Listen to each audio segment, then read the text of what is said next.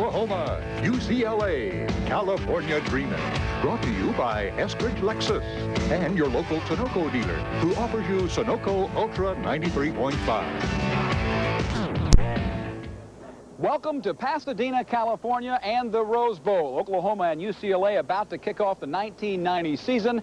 Hello, everyone. I am Dean Blevins, and I will be your host for the next hour for California Dreaming, a pregame show saluting the Oklahoma-UCLA game. We have been following the Sooners throughout this preseason, and we caught up with them when they arrived here in Los Angeles.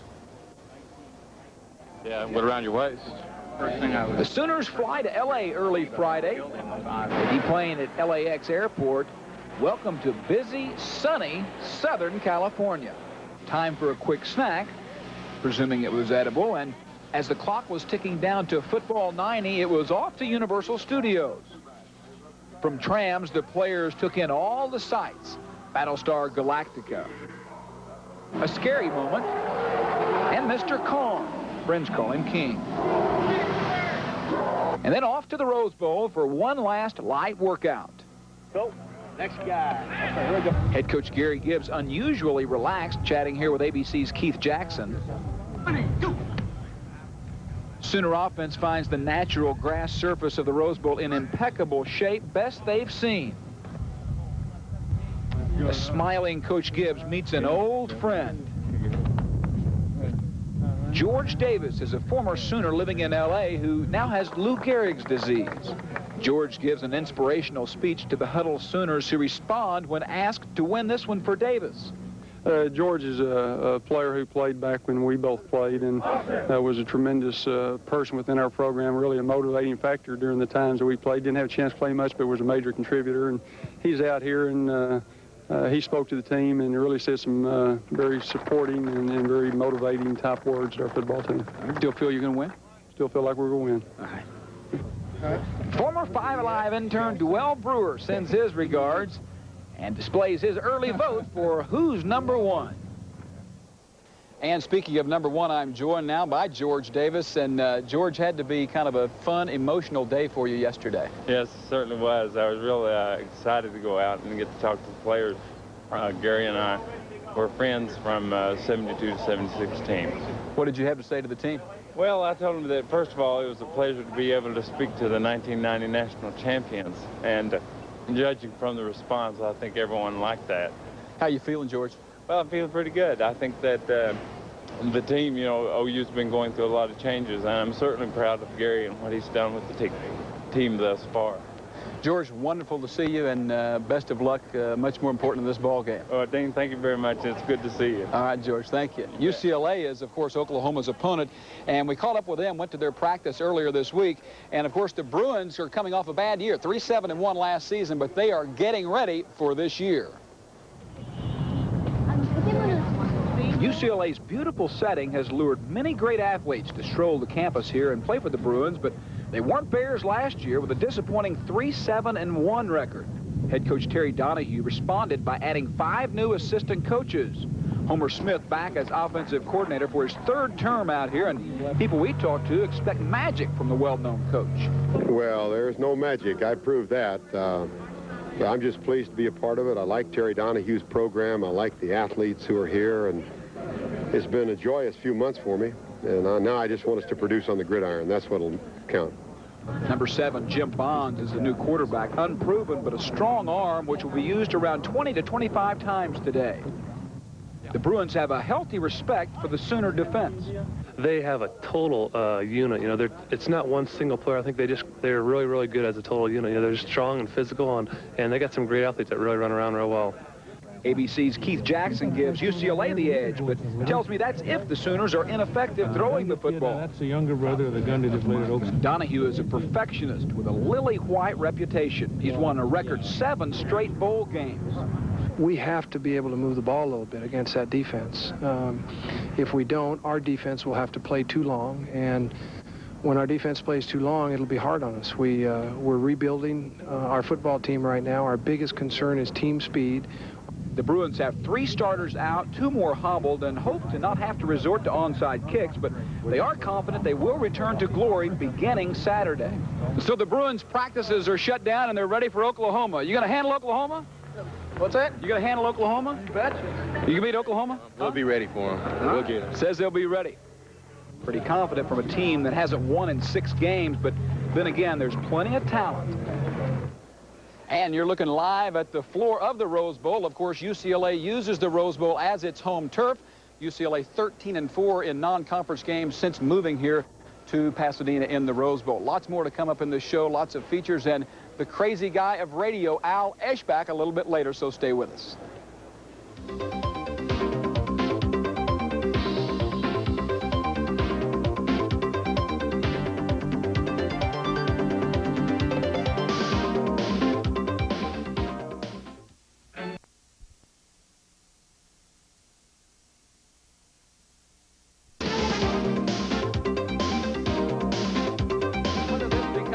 Good year for Oklahoma or not, only time will tell. There is the Goodyear blimp, and that means that ABC is here, and of course they will televise the game beginning in less than 1 hour. Troy Aikman, of course, played for Barry Switzer at Oklahoma a few years ago, and I visited with Terry Donahue, the head coach of the Bruins, a couple of days ago, and he was telling me that he couldn't believe it when Switzer called him and told him he had some strong-armed, raw-boned quarterback he wanted to send out his way as a Christmas gift. Donahue said, well, we'll take a look at him and see what he did or what he could do, and it was obvious what he could do. Myron Patton talked with now the starting quarterback of the Dallas Cowboys. The last time OU and UCLA met, it was in Norman in 1986. The sellout crowd on hand had no problem deciding who they were pulling for. But 4 years ago, current Dallas Cowboy quarterback Troy Aikman had a very difficult time choosing up sides. At the time, he had ties to both schools. To refresh your memory, Aikman spent most of his childhood in Henrietta, Oklahoma. After an outstanding high school career, he went to OU, where he played 2 years and started in 1985. Aikman led the team to wins in their first 3 games of the year. And though he struggled at times, most observers felt he'd be the best passing quarterback in school history. And though he certainly wasn't a classic wishbone quarterback, at times he even had his moments running the option game. Then in the team's game with Miami, disaster struck. On a sack by Jerome Brown, Aikman suffered a broken ankle, an injury that would end his season, and as time would tell, his career at Oklahoma. Because freshman Jamel Holloway took over and led the team to a national title. So Aikman decided his golden arm would be better suited for a passing school like UCLA. And though he couldn't play for the Bruins until the '87 season, the situation created an interesting dilemma for the '86 meeting. At that game, I really didn't know who to root for. I wanted UCLA to do well because it was my new team, but at the same time, I didn't know nobody on that team, and I hadn't even met any of the guys yet. And here I was leaving all my friends at Oklahoma, so that game was kind of up in the air for me. Troy Aikman enjoyed his time here at Oklahoma. He still has a number of friends that he keeps in contact with, but he could say the same for UCLA. So the obvious question is, who will he be pulling for in today's game? As far as this game coming up this year, I'll be rooting for UCLA. I've got a lot of loyalties to their school. I think they've got an outstanding program, and I think a lot of Coach Donahue. Before you get too uptight about Troy's answer, remember that he spent his last 2 years playing for UCLA. He holds a number of offensive records at the school, and it was his play at UCLA that made him a Heisman finalist in '88 and the #1 player taken in the NFL draft in 1989. Myron Patton, 5 Alive Sports. Thank you, Myron. And just to back up what Troy said, he was a roommate of the starting quarterback Jim Bonds of the Bruins and actually mailed Bonds some balloons and other stuff yesterday and is very supportive of his former roommate, but I'm sure Oklahoma is his second favorite team. And, you know, Troy Aikman is only one of very many talented quarterbacks that have quarterbacked Oklahoma in the last 25 years. 5 Alive's Jerry Park takes a look at those talented signal callers. You know, when you ask young, and I mean really young football players what position they want to play, more often than not, they'll say quarterback. And with that statement, visions begin to form of quarterbacking their team and calling the signals in a really big game before a home screaming crowd. Well, for a few, those dreams have come true. The All-American list showed Jack Mitchell in 1948, Darrell Royal 1949, and Eddie Crowder in 1952. It would be 19 more years before Oklahoma tallied an All-American at quarterback. He was the man for whom the wishbone was built at Oklahoma, Jack Mildren. Thus began a long list of great Sooner quarterbacks up to the present time. Steve Davis came out of Sallisaw, Oklahoma in '73, the first year for Barry Switzer as head coach. Davis led the Sooners to a 10-0-1 season and the #3 national ranking. The next 2 years, under Davis, Oklahoma would win 22 and lose only 1. and win 2 national championships. In '76, Davis gave way to Dean Blevins from Norman High School. 2 plays stand out in Dean's career as most memorable. The first was in the '76 Oklahoma-Nebraska game. So that was the only play I played in that game. I go in, it's freezing cold, we're into the wind, and I was just hoping Nebraska would give us a cushion to throw the ball. They lined up in the wrong defense. Only play they busted the whole game long. Steve Rhodes wide open, hit him between the numbers. He pitched it to Peacock down the boundary. Couldn't have drawn it up better on the blackboard. The second set up what Dean says was the most dramatic and remembered field goal in college football history against Ohio State in 1977. We come out of the huddle after getting the onside kick, and I told the guys, I said, relax, be composed. We need 15 yards. We need 1 completion to put Uwe in position to win this game.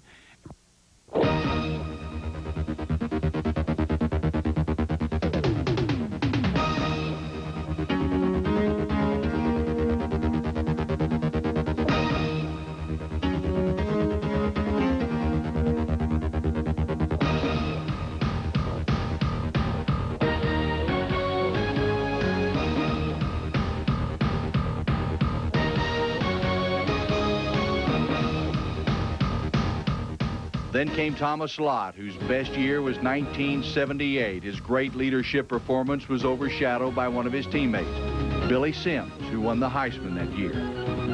Next in line was Julius Caesar Watts, lovingly known as JC. The city of Eufaula that had produced the Selmans could add another favorite son. 2 years running, J.C. Watts was named the most valuable player in the Orange Bowl. Both Sooner wins over Florida State. One number 1 gave way to another number 1, Danny Bradley, who starred for 3 years, rebuilding years for the Sooners, rebuilding to the year after Bradley's graduation. That was 1985 when Jamel Holloway took over, and with this pass in the Orange Bowl against Penn State to Keith Jackson, he broke the Nittany Lions spirit and finished the charge with the national championship. And so we begin the 1990s. Redshirt sophomore Steve Collins is the quarterback to start the game against UCLA today. But waiting in the wings is freshman Cale Gundy, a parade All-American and labeled in the media guide as the franchise player. Well, it would appear that Gundy is the quarterback of the future for Oklahoma. When that future begins is anybody's guess. I'm Jerry Park, 5 Alive Sports. And the 1990 Sooners have hit the field, and there they are warming up for the first time this afternoon out on the Rose Bowl floor. The Sooners will be wearing new jerseys this year, and they will be having a patch over their left shoulder signifying 100 years of school at the University of Oklahoma. And we will see. Also, take a look here at the shoes. We have 2 different types of shoes that they will wear on the field today, each a ½ inch. This is called the Barracuda. There you see the cast sole on the bottom of that, a Nike shoe. No Nike endorsement, by the way. And this is the screw-in type cleats. This is called the Shark. Has nothing to do with Greg Norman, I am told. When we come back, we will take a look 1 year later at Barry Switzer. 1 year ago, of course, Gary Gibbs was coaching in his first Oklahoma game, and we'll catch up with former coach Barry Switzer after this.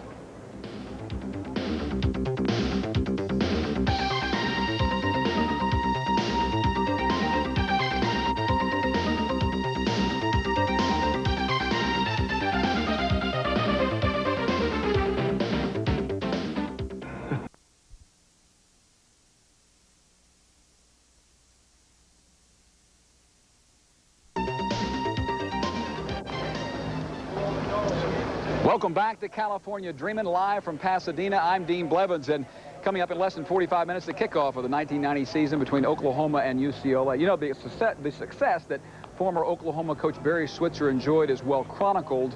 Really, that made it difficult for Gary Gibbs to come in and get support and to get victories because of the problems that happened at the end of Switzer's tenure. 1 year later, Danielle Oliveras takes us back to look at Barry Switzer.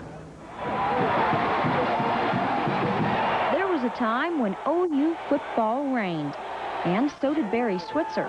Then it all came tumbling down. Today I'm resigning as head football coach of the University of Oklahoma, effective immediately. But not Barry. He began working on his book in order to give another aspect to his resignation, one that tells of allegations that he was involved in gambling. Who are they going to believe, the president or the football coach that has had all these problems unfold on them, that's brought negative publicity for our program and our state, just I had no chance. And for me to defend myself would have brought it out publicly in the papers and the media and press and saying Switzer now denies gambling charges. Well, what kind of chance would I have my contract renewed? I couldn't fight that in the media and with the public. There's no way. Having finished with Bootlegger's Boy, Barry's now juggling with the promotion of the book, as well as trying to keep up with his new insurance company, Barry Switzer and Associates. He says it's not much different from coaching. Coaching is selling, and acquisition of talent, dealing with people, all of those things are probably one of the most important things that I did when I was a coach at the University of Oklahoma. It's not X's O's, blocking and tackling. That's not it. It's dealing and communicating with people. Which we know he does quite well. Take, for example, his new monthly show, Spirit of Champions, in which he interviews stars from A to Z, in between shoots and handling his own business affairs, and skipping from town to town promoting his book. It's my book tour: St. Louis, Little Rock, Fayetteville, New York, Houston, Austin, Dallas, Little Rock, Denver, Omaha, Kansas City, Los Angeles. You wonder, when does he breathe? Also, what comes to mind is, what's next? We might have a sequel someday.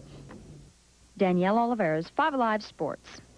And you can catch the next Spirit of Champions live on 5 Alive on September the 12th. That will be, that's September the 15th at 2 p.m.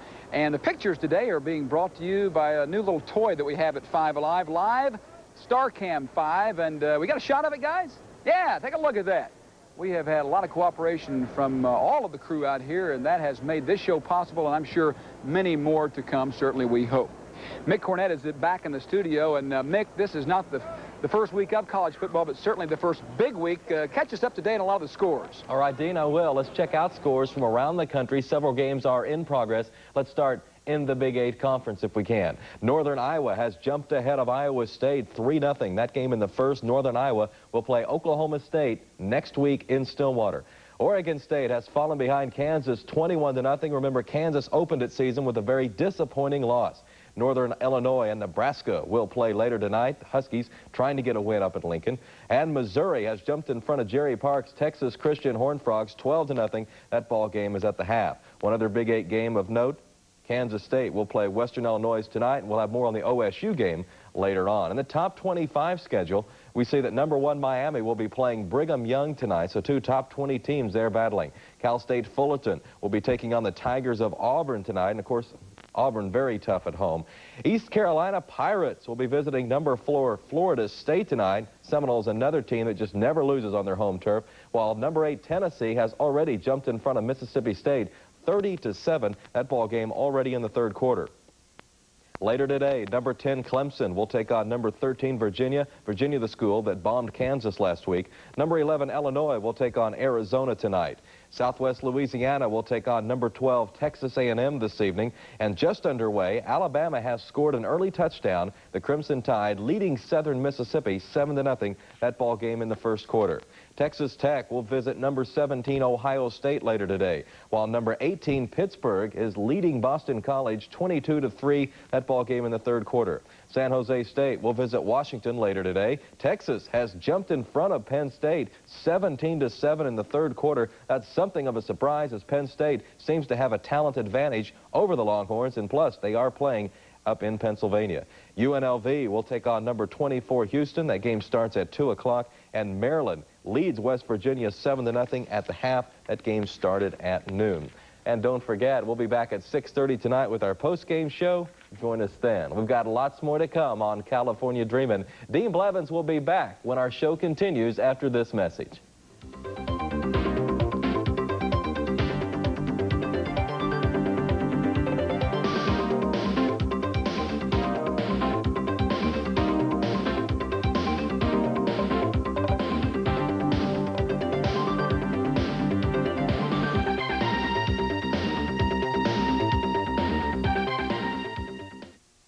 Snyder's, take one.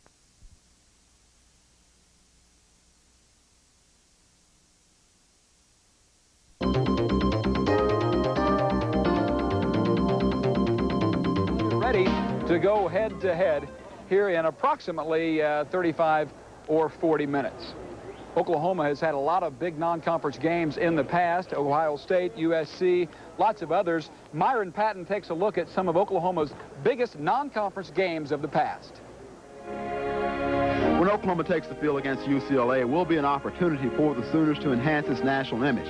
In years past, Oklahoma has done this by playing big-name opponents early in the season. When OU and UCLA last met in 1986, it was a season opener for the Sooners, who were coming off a national title in 1985. They opened defense of that title in fine fashion. Defensively, the Sooners held the Bruin rushing attack that featured Gaston Green to 34 net yards. UCLA's passing game didn't have much success either, as OU's secondary picked off 5 of Matt Stevens' passes. And speaking of passing, OU completed just 1 all day, but it didn't matter as they ran for 470 yards. This touchdown run by Leon Perry was part of a 38-3 Sooner win. Oklahoma's history with West Coast teams involves more than just UCLA. 1973, OU versus Southern Cal. It was a 7-7 final doesn't suggest it. OU ran up and down the field, but the play that sticks out in this contest actually lost yardage for the Sooners. Joe Washington fielded a punt at the Oklahoma 48, and as you see, he began to retreat as he looked for an opening. He went all the way back to the 18, but he was just getting started. As only Little Joe could do, he shaked and faked and improvised his way back to the 45. He lost 3 yards on the punt, but I doubt you'll see a more exciting run. 1981, Sooners and Trojans meet again. USC ranked number 1, OU ranked number 2. Oklahoma led 24-21 with seconds to go, but USC had the ball inside the 5. John Mazur rolls out and finds Fred Cornwell for the touchdown. The faces of Barry Switzer and USC's John Robinson tell different sides of the same story. 28-24, USC wins. Pick out any of the meetings between OU and Miami in the decade of the 80s and you have a big showdown. 1986, intense and physical is the best way to describe it. Hurricanes won at 28-16. The key character, quarterback Vinny Testaverde, 261 yards and 4 TD passes. 1977, OU Ohio State. Quarterback Dean Blevins, subbing for an injured Thomas Lott, helped the Sooners come back with the pass. Blevins with the pitch to Elvis Peacock for the score. The 2-point conversion failed. Sooners still trailed by 2. They had but one hope: recover the onside kick. Hope turned into reality, and that led to another win on a 41-yard field goal from Uwe von Schaman as time ran out. 29-28, Oklahoma wins it. Myron Patton, 5 Alive Sports. Oklahoma's non-conference schedule this year, pretty tough. They are playing here at UCLA right now. They have a very talented Pittsburgh team next week in Norman, and Oklahoma is expected to play with around 60,000 people here today. And then next week, I was talking to Gary Gibbs about maybe the pressure, and he said, hey, next week we'll play in front of a bigger house, and actually that is the case, in front of a packed house next week. Oklahoma then plays Tulsa non-conference, and of course the annual shootout with Texas. UCLA has a very tough non-conference schedule, playing Michigan next week. Great package coming up here, a little bit different. There are a lot of new therapeutic techniques in today's college football training room, but 5 Alive's Jerry Park found one in Norman that could rub people the wrong way. His name is SK. That's all. Just SK. E-S-K-A-Y. He's an expert in what he calls the power of touch. SK is currently working with the University of Oklahoma, touching athletes to ease tension and help heal injuries. Tom Backus is one of the recipients of SK's touch. You just, like you're standing there right now, you can't feel it at all. It's just certain pressure points that he hits and stuff. It really gives you a lot of energy afterwards, too. Well, with the beginning of football season, I've been under a lot of tension and stress, so maybe SK can help me. SK began learning the power of touch at age 10 while studying to become a Buddhist monk in Malaysia. Well, I'm here to tell you it felt great, and there was no tension afterwards. Matter of fact, I was full of energy the rest of the day. One morning, however, SK says, don't try this at home, unless, of course, you're studying to become a Buddhist monk in Malaysia. Jerry Park, 5 Alive Sports. Thank you, Jerry. Take a look at the UCLA Bruins. 1-point favorites to beat Oklahoma here today. The weather in Pasadena, absolutely perfect, around 90 degrees. And, of course, the track will be fast, as this will be the best surface, a natural surface, Oklahoma has ever played on or probably ever will play on. Stay with us. You remember our old weatherman at 5 Alive, Wayne Shattuck? Well, Jeff Marisola is down on the floor of the Rose Bowl. And when we come back, you'll see Wayne live and in living color.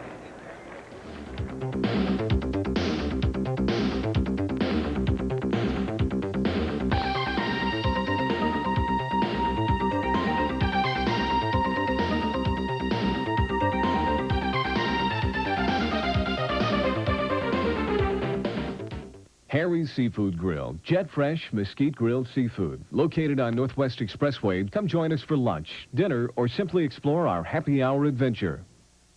For the ultimate in gourmet burgers, salads, and cocktails, your prescription is Doc's. Enjoy our indoor and outdoor food experience. Remember, it's just what the Doc ordered at 63rd and Western.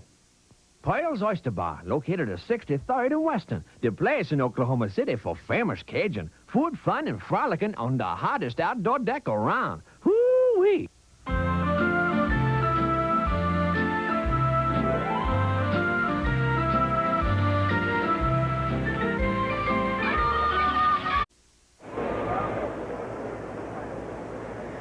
Welcome back to Pasadena. California Dreamin' kickoff less than a half hour away as Oklahoma and UCLA set to do battle.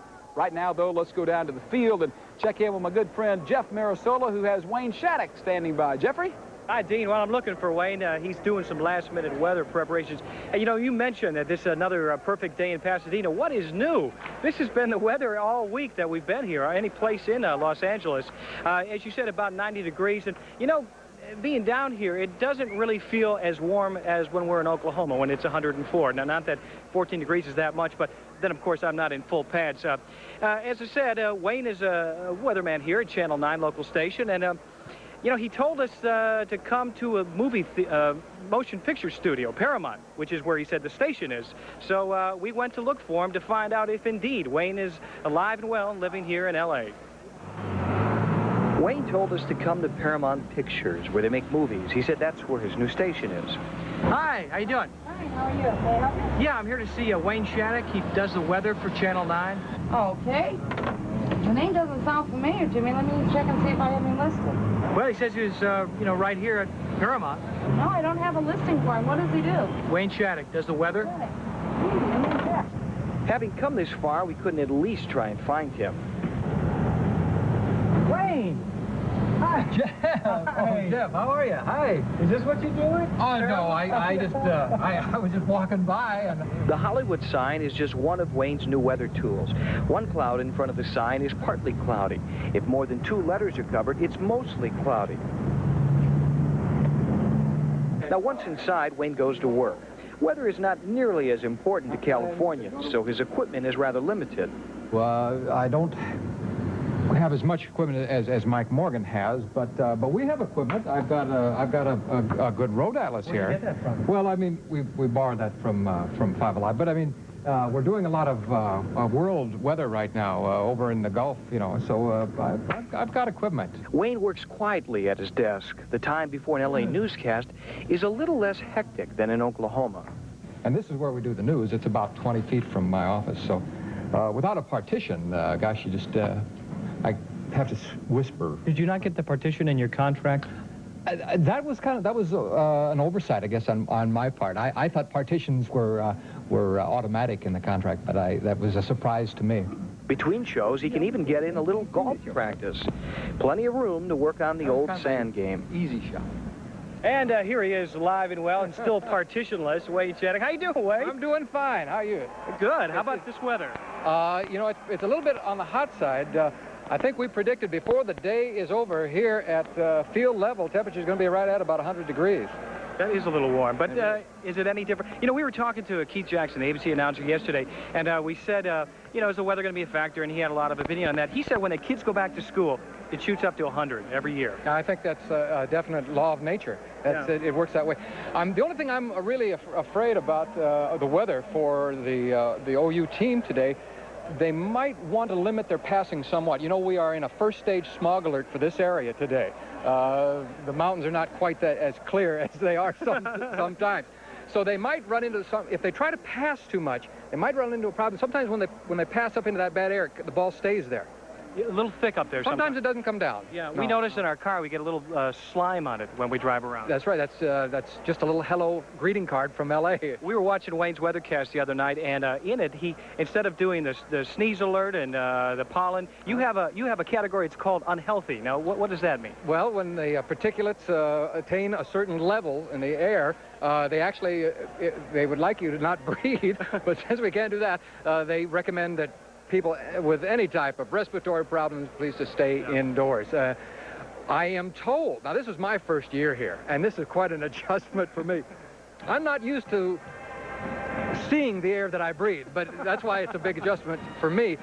But I'm told that this is one of the better years for air quality. The number of first stage alerts have not been as high as they normally are, but it's been a lot for me. Along with not having a partition, do you also not get shirts at your new station because you have I'm still wearing the Five Alive shirt.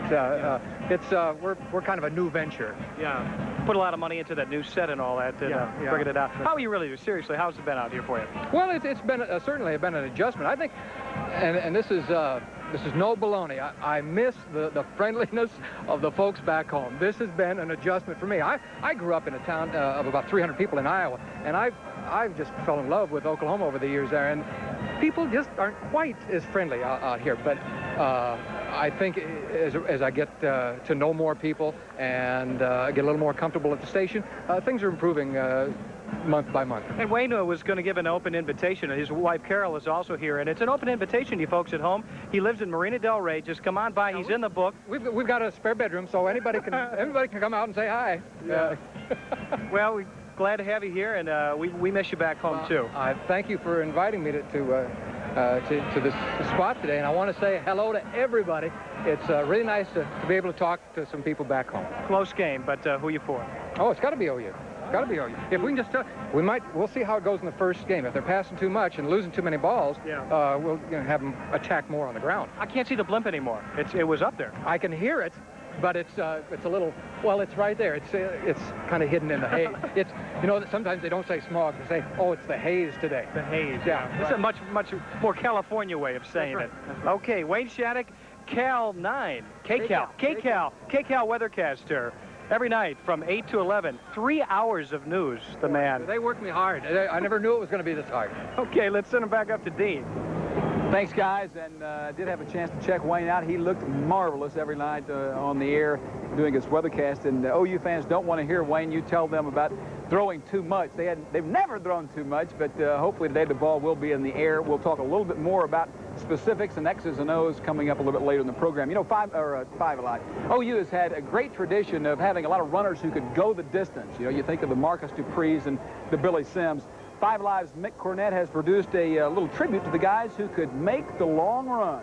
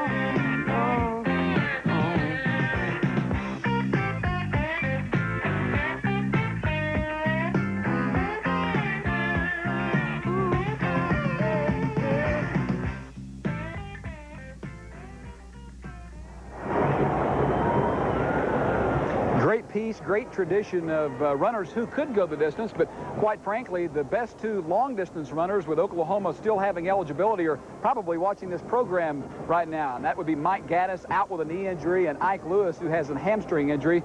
And so that means that the primary load today will be held by Duell Brewer. And although he was a Five Alive intern and also is a fine back, Duell has not shown the ability to go the distance yet. He's a good 5 to 10-yard type runner. He will be looking to make that highlight reel in years to come. Let's take a look at the game clock and find out that it is 22 minutes and 48 seconds until we will have kickoff here in Pasadena. Stay with us as California Dreamin' continues.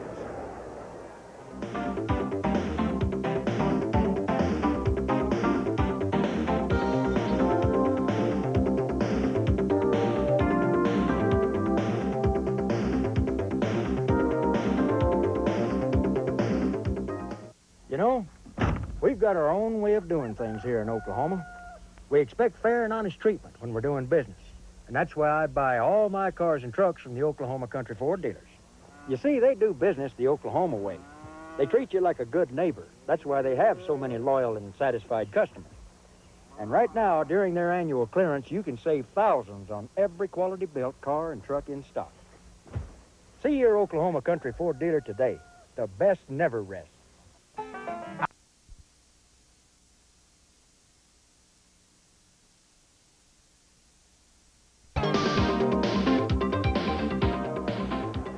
Welcome back to Pasadena, where there you're taking a look at the Sooner contingent. Around 6,000 Oklahomans trekked out west to see Oklahoma open the season against the UCLA Bruins. Kickoff 20 minutes and 5 seconds from now.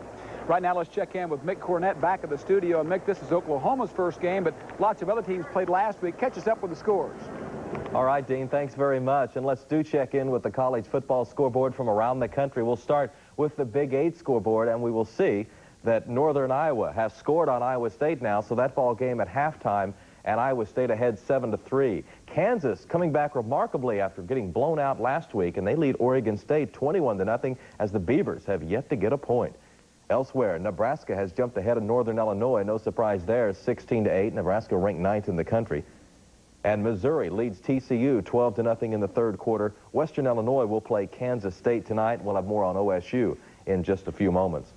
Taking a look at the AP Top 25 poll, we see that Miami and Brigham Young will play this evening, while Cal State Fullerton will play at Auburn. Tigers very tough at home. Eastern Carolina will play number 4 Florida State tonight. And look at this. Tennessee has jumped all over Mississippi State. That ball game 40-7. There is about 10 minutes left to play. Elsewhere later today, number 10 Clemson will play at number 13 Virginia. Number 11 Illinois will have a tough one down at Arizona this evening. Southwestern Louisiana will play at Texas A&M tonight, while Southern Mississippi has kicked a field goal, but they trail Alabama 10-3, that ball game in the second quarter.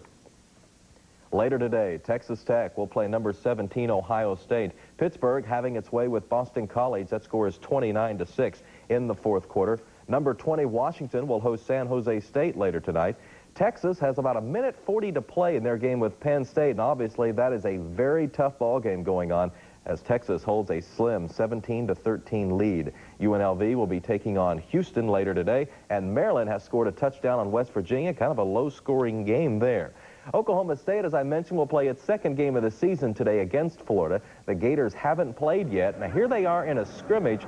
Shane Matthews, the quarterback, and you'll see him throwing to Ernie Mills. Nice catch here in some traffic. Coach Steve Spurrier doesn't think OSU will be an easy team to beat. No, not against a team that's won 10 ball games 3 of the last 6 years. Pat Jones is one of the best coaches in the country. His record proves that, and their record against out-of-conference opponents is outstanding. I think it's 23-6. So they'll be well prepared. They're coming in here believing they're going to beat us, and we got to really play well to beat them.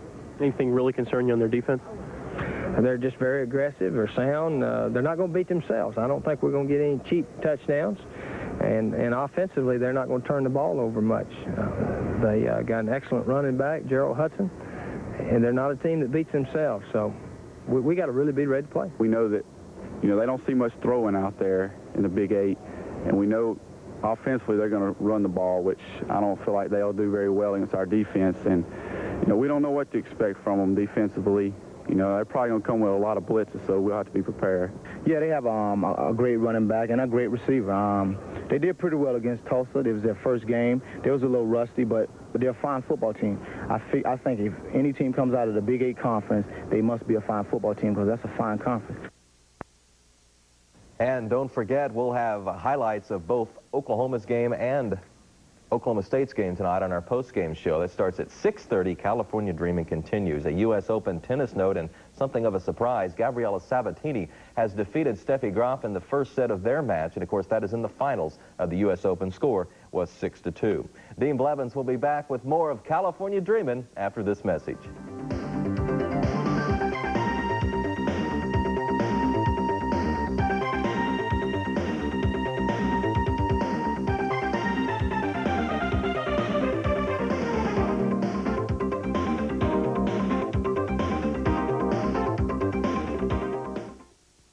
Hi, folks. I'm Jim Clark from Jim Clark Chevrolet Subaru Geo in Yukon, where the blitz is on. It's that time of year when dealers really clean house to make room for all the new models. The one thing you need to remember is every new Chevy car and truck costs all dealers the same amount. What makes the difference in the price you pay is overhead, and ours is about as low as you can get. So if you really want to save money on the 90 model closeouts, just try us. The blitz is on now at Jim Clark Chevrolet Subaru Geo, just minutes west on Northwest 39th in Yukon. We're out in the middle of nowhere. I'm buying some KFC for the road. I could have gotten 5 pieces for $2.99, but I got 10 for just $2 more. Why do I need so much chicken? One whiff and my brother's food radar goes off. Chicken? He gets some or I die young. And then there's Doris with her 5-inch fingernails. So for $2 more, we're all happy. Now twice as much chicken for just $2 more. It's the only good thing about this trip. Epperson Photo Video's no interest sale is going on now. This all-new Sony F33 video camera has autofocus, power zoom, and is easy to use. And for a limited time, Epperson Photo Video is offering this Sony camera for only $7.99 and no interest for 12 months. And if you buy now, we will include this free video tripod or video camera bag at no charge. For the best camera deal, come to Epperson's, your photo and video image center, 3110 North May. Introducing the American Beauty. It took vision and courage to bring it to you. It took a policy of unceasing devotion to quality. A revolution in the way its V6 engine and electronic transmission worked together with Dynaride to make it the smoothest Buick ever built. The completely new 1991 Park Avenue and Park Avenue Ultra. They're beauties, all right, from Buick. From your Oklahoma Buick dealers. Welcome back to Pasadena, California. I'm Dean Blevins as we wrap up our pregame show. Standing by down on the field, though, is Jeff Mirasola. Jeff, what do you have for us? Dean, it's getting kind of warm down here. We're in a bowl. We don't get a lot of wind blowing through. They just set up these fans for the OU players. Earlier, they only had them for UCLA. Now they just brought them in. I think they asked for them because it's getting a little warm down here. It looks as though we've got about 3,000 to 4,000 fans from Oklahoma. I counted them all, but that's about the estimate from the ticket sales. So looking for a good game. I'm excited about it because this is a beautiful place, and we're looking for a real good game, and fans are fired up. Dean, let's send it back up to you, and I think you've got a guess. Well, I guess you could call him that. Get your hand out of the radio. You can jab around. You and Donnie Duncan, the only 2 fools in this whole stadium with coats and a jacket on. We have legitimate jobs. I'm speaking with Al Eschbach, the venerable radio voice of WWLS Radio, and let's talk football. Who's going to win? I picked Oklahoma by 3. Let me tell you something. The heck with the passing game. They got to have success rushing the football, the option game. UCLA can't stop anybody running the ball. Al, they can hear you back in Oklahoma. You don't need to scream that loud. That's why you have that mic in your hand. First game. Okay, I disagree. I think that the winner of today's ball game will be the team that successfully throws. Quarterback talking. Go ahead. UCLA told me a couple of days ago when I was out there, they felt Oklahoma's weakness was the secondary. They will look to exploit that. OU feels its secondary is not that weak. They will not give the cushion they historically have. So I think that'll be the key to the game. Oklahoma might run more today than most people would like. Well, what do you mean? Then they like UCLA had a bad defense against the rush. You take advantage of the weakness. Then you're going to say you're going to throw the ball 100 times. Doesn't mean you do. Gary Gibbs conservative. How many times ex-quarterback are they going to throw it today? They will throw it a dozen times today unless something funny happens. That's not anything. Dean, you threw it a dozen times in your career today. That's nothing in the wishbone. No, you got it right in my career, right? A dozen times overall. What do you see as the keys? Of course, the injury situation for UCLA is much worse than Oklahoma. They have 3 big-time players that are out, a couple more hobbled. Kevin Williams, the fine running back out of Texas, is hobbled, so he will not be a factor. Oklahoma is not as hobbled as they.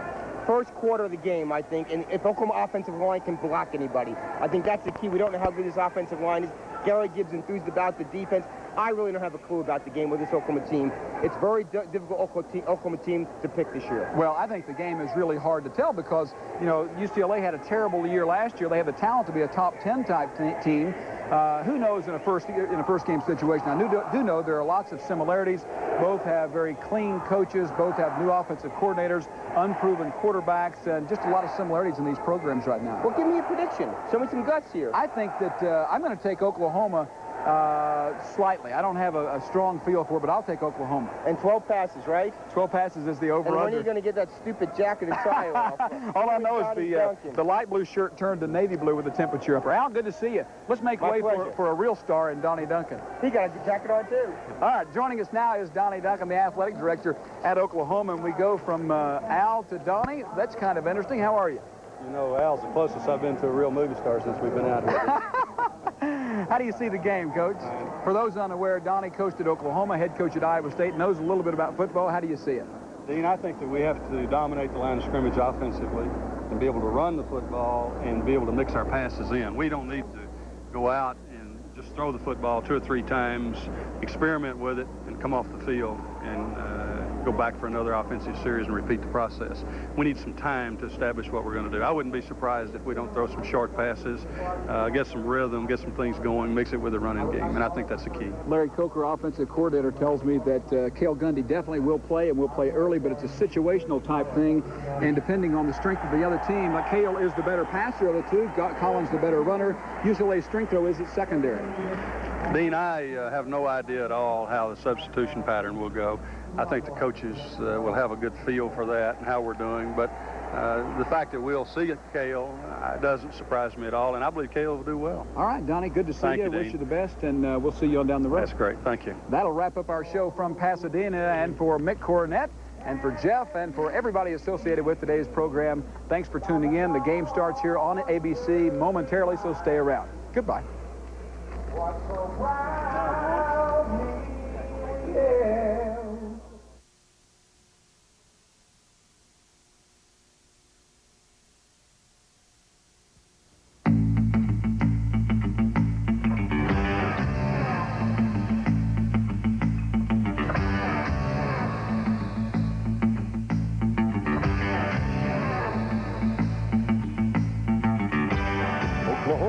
UCLA, California Dreamin' has been brought to you by Eskridge Lexus and your local Sunoco dealer, who offers you Sunoco Ultra 93.5. The Coors Light Women's National Finals Rodeo returns to the Lazy E Arena September 6th, 7th, and 8th. Kids 12 and under, bring an empty Coca-Cola can and get in absolutely free. And each night from 6:30 to 7:30, kids will be treated to free stagecoach rides. All compliments of Five Alive and Coca-Cola. Partial proceeds raised from the rodeo will benefit Five Alive's Project Challenge. For information on the Coors Light Women's National Finals Rodeo, call 1-800-234-3393 today. A lot of car makers like to talk about performance in terms of seconds. But when you've earned Motor Week's Driver's Choice Award and finished first in J.D. Power and Associates Initial Quality Survey, why bother with seconds when you can talk about firsts? Lexus. Stop by Eskridge Lexus of Oklahoma City for a victory lap. Nothing's too good for my baby. Nothing. So my baby gets very special treatment. Treat your baby to the gasoline with special detergency that protects the entire intake system. Fill it up. Ultra. Sunoco Ultra 93.5 octane. High detergency, high octane. It's clean power nobody else can match. Nobody. Once in a great while, the status quo is challenged and the course of events is changed. Usually by determined young men and women committed to a cause. People of values and integrity. Individuals willing to fight for what's right, to take on long odds, to challenge the influential and the powerful. Someone with vision and the uncommon courage to take a stand for what they believe in. That time is now. His cause is change. David Walters of Oklahoma. Jerry Park Sports, weekends on 5 Alive. The following is a special presentation of ABC Sports.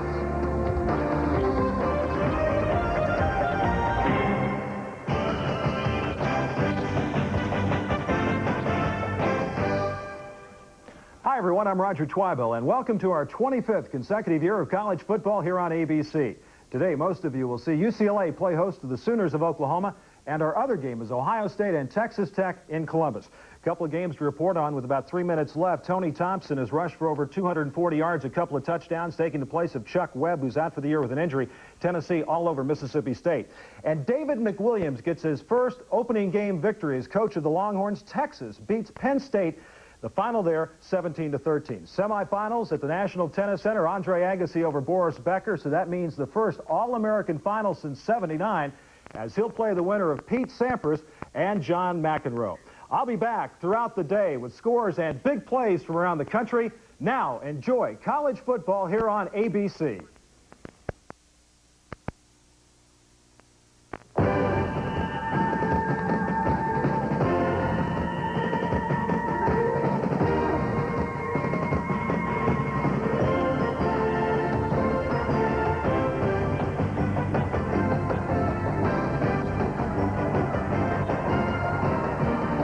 As we begin the 25th consecutive season of college football on ABC Sports, we offer you the Oklahoma Sooners and the UCLA Bruins.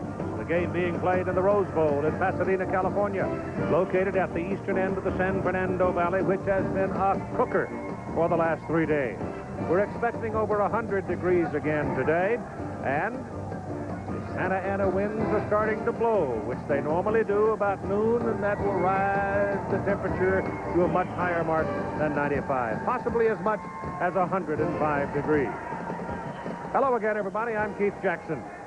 As these two teams come into the Rose Bowl today to begin their new season, they have a common objective. Sports, weekends on 5 Alive. The following is a special presentation of ABC Sports.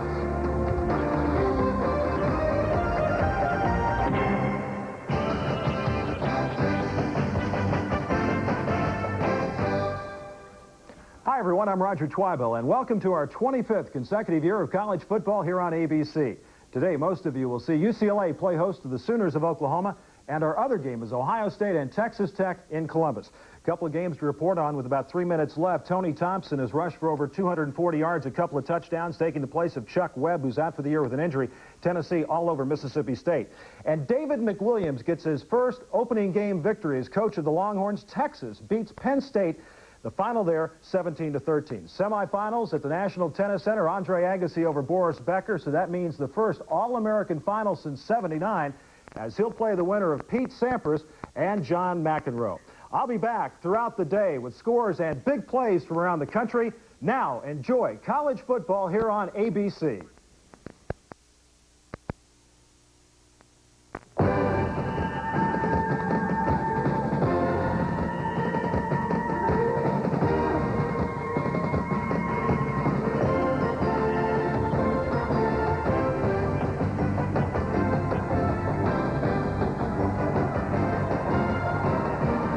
As we begin the 25th consecutive season of college football on ABC Sports, we offer you the Oklahoma Sooners and the UCLA Bruins.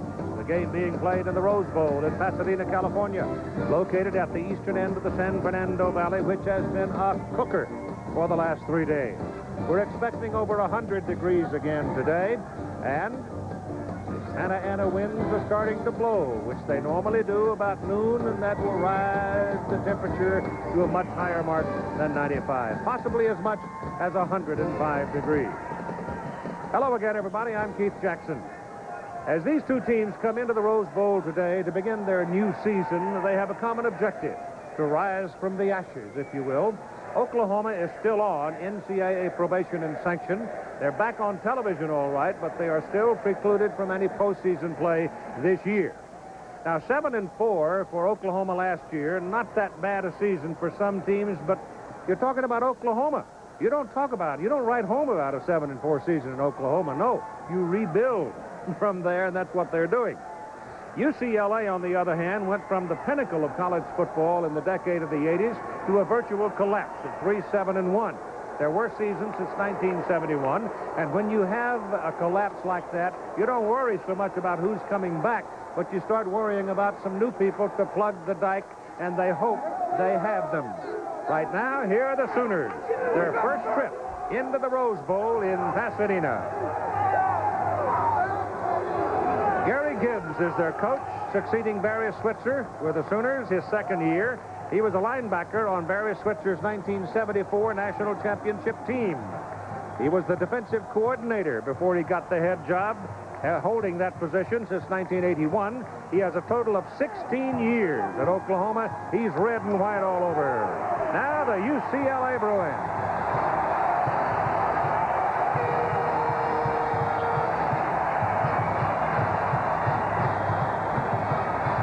It's a Bruin home game, so obviously they are louder for them.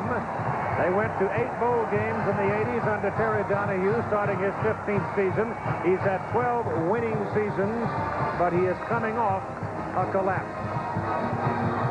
And we welcome all of you, along with Bob Greasy, who just entered the Professional Football Hall of Fame this past summer. And, partner, congratulations on that. Great honor, really. Sure it was. You deserve it. Maybe 5 years ago. Yeah, I know, a long time ago, 10 years ago. Let's talk about Oklahoma now. New coach, new offensive ideas. Well, the wishbone is dead at Oklahoma. They're committed to going to the pass. Not a lot of pass, but they have an option eye. Larry Coker, the offensive coordinator at Oklahoma State last year, has come over to throw the ball more. We may not see a lot of it today because of the fact that UCLA defensively led the Pac-10 against the pass last year and was last against the run. So Oklahoma may run a little bit more than I think it's a clear fact, though, isn't it, Bob? Inside the top 30 games in the nation, you're going to have to throw some to keep winning. Well, I think that's why Gary Gibbs is going to it. If you want to win the big games, you got to be able to throw the football. The Bruins now, they had to make changes, too. New offensive coordinator also for them. Homer Smith, probably the #1 offensive mind in the nation last year as an assistant, is back with Terry Donahue at UCLA. He's changed quarterbacks. Jimmy Bonds is the quarterback. Brett Johnson is out of there. Only 3 starters return, and they're missing 4 of the top 5 receivers on that ball club. So it'll be a tough job for Homer Smith. The thing about UCLA is last year they couldn't run, and they couldn't stop the run. And if you can't stop the run against Oklahoma, you may have big problems. Well, they're not a big team. When you look at them, it reminds me of the gutty little Bruins of the 60s under Tommy Prothro, because Oklahoma does have a size advantage, particularly Oklahoma's offensive front versus UCLA's defensive front. It's definitely an edge for Oklahoma.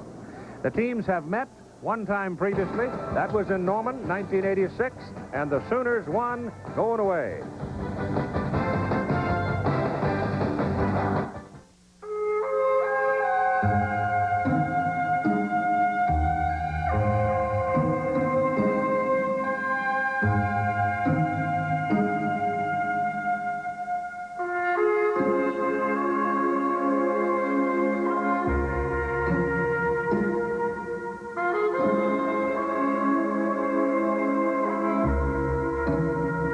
You have to drive it to believe it. The new Accord. High heating bills make you mad?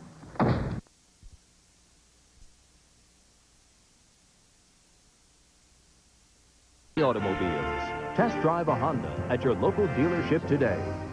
By UPS. For guaranteed overnight delivery from coast to coast, UPS runs the tightest ship in the shipping business. By Schlitz Malt Liquor. No one does it like the Bull. And by Monroe Shocks and Struts. Monroe, your safety could depend on it. Joining our college football presentation here on ABC Sports as the reporter from the field, Jack Arute.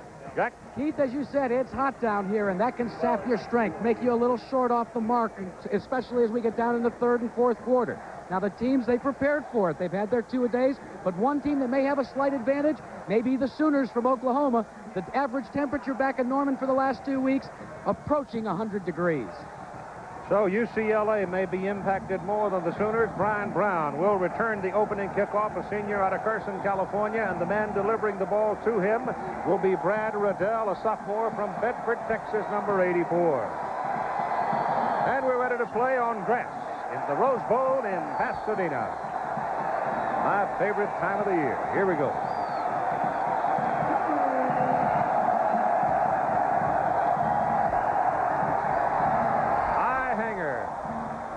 The 2-yard line for Brown. Cuts it up the middle, breaks it clean. One man to beat. Cuts back into traffic, still going. One man, and that one man finally gets in. Darnell Walker. Big return. UCLA starts after a 59-yard return. First down on the Oklahoma 40.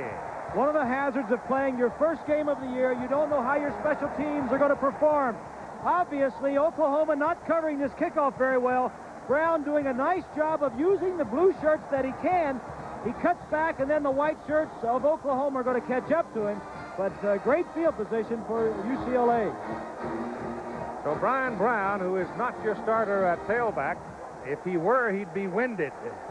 Sean Wills is in there with Caleb Carter, number 48, the fullback, and Jim Bonds, yes, wearing number 7 as the quarterback.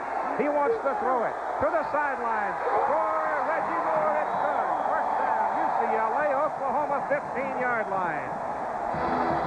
Penalty flag on the field, and the penalty flag thrown right about where the ball was thrown. It looks like it might be a face mask.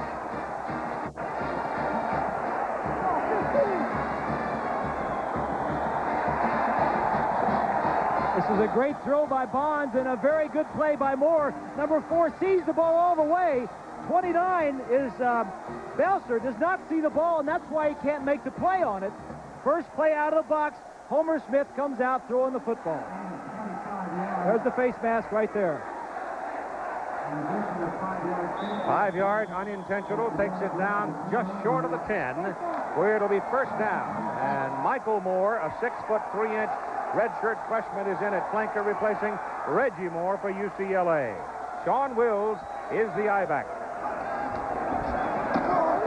He looks to the right side and dives for about 2. Sean Wills had one of the brightest moments of his collegiate career here on this field against Nebraska. So he has had some success against the Big 8 team. Reggie Moore, the man who made the 25-yard reception, the other wideout, Sean LaChapelle. Richardson is hurt. Now you see the red asterisk there. Those are the returning starters. Lance Zeno moved over from guard to anchor the line at center. They're quite young up front in experience. Reggie Moore is back in. It is second down and 8 from the Sooner 8-yard line. Barnes still has the ball.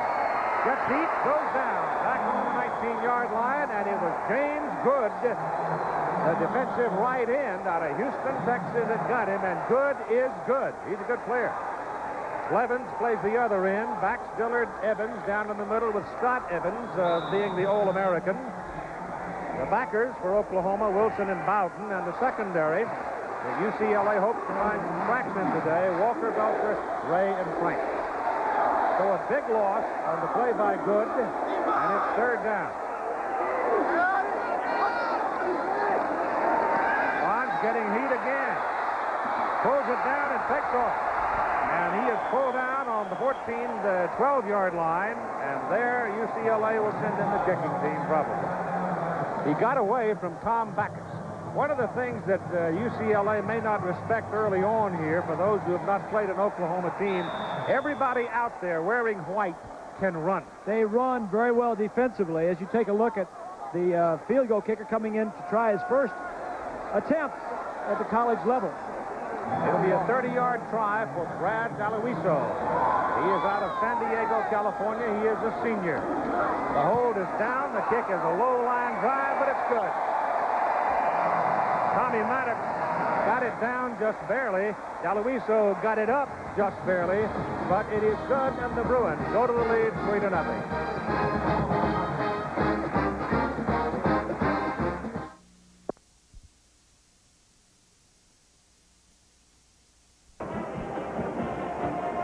Brad DeLuiso, who has got a very strong leg, will tee it up now and kick it off to Oklahoma. The return people for the Sooners are Otis Taylor, he's number 11, and Duell Brewer, who is number 23. Yes, Otis Taylor is a famous name, but this Otis Taylor's daddy is in the Merchant Marine. He didn't play for the Kansas City Chiefs.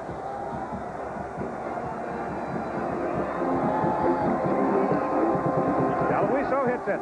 It's a low liner. It's going to hit the ground. Take a nice high gravy bounce for Taylor. He's got daylight. Take it out of bounds. Up past the 40.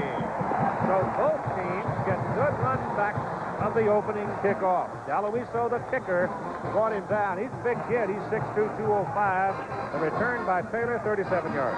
Special teams, first game of the year, will probably play a big role in this ball game all game long. Remember last year, Keith, we did Notre Dame at Michigan, and the special teams won the game for Notre Dame with Ismail running 2 touchdowns back on kickoff return. They haven't seen him yet. From the 42-yard line, it's Rashid and Brewer in the backfield, and here's Collins on a rollout, going to throw it, and it is caught by Rashid, the fullback, up at the 46-yard line. So Gary Gibbs, perhaps, and Larry Coker wanting to plant the idea that we are going to throw some today, and they do it on the very first snap of the ball. Steve Collins opens at quarterback. Kenyon Rashid, the big blocking fullback. Duell Brewer, the tailback. Ted Long, a Z-back or a wideout, really, and Arthur Guest. Guest particularly very good. Cooper, the tight end, stands in there 6'6". I mean, he's really a pack. And that's a very big offensive front for Oklahoma and has the potential to be a very good one. On second down, a fumble. Ball rolling around on the ground. UCLA's got it. Duell Brewer coughed it up.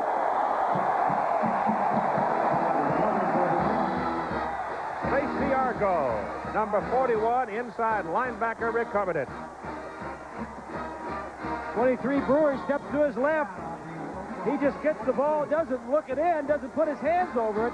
That was not Collins' fault, the quarterback. He just did not clamp down on it.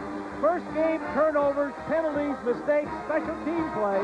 All of those things are oftentimes involved in the first game of the year, which this is for both teams. So UCLA leading 3-0 off a 30-yard field goal, owns the ball on the Oklahoma 43-yard line.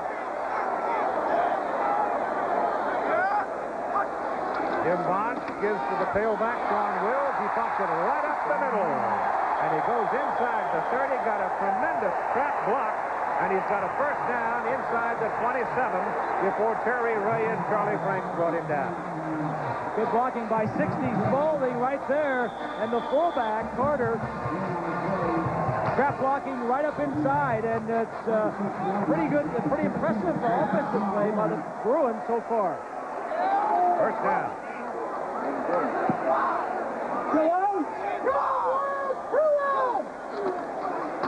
Wills again. John Wills from Hanford, California, will take it to the 25. Pickup of about 2 yards. He's rolled back by the linebackers, Wilson and Bowden. Bowden is number 45, a 230-pound junior out of Mesquite, Texas. A lot of Texas folks on the Oklahoma football team.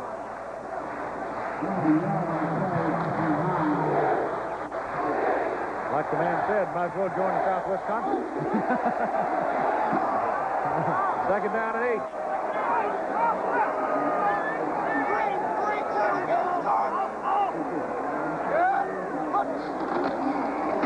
Wills again, reads the blocking, cuts it back, and will get out to about the 22. In this particular series that gets conservative, we go to Roger Twybill. Penn State and Texas, last play of the game. Tony Sacca, with time running out, throws a desperation pass to 89 Al Golden, but Stanley Richard knocks it down, and Joe Paterno's second straight opening game loss, first time, and this is 25th year at Penn State. Keith? Third down. Next time we'll have ball is at the 22. So they say. Oklahoma's 22. They stay with the ground game. An absolute lack of imagination in that possession, I think, for UCLA. I mean, it looks to me like they're just working for a field goal when you run that kind of a play on third down and zip. Well, the first play from scrimmage was the trap play to Wills up the middle and gained quite a few yards. They tried that same play the next first down to the left.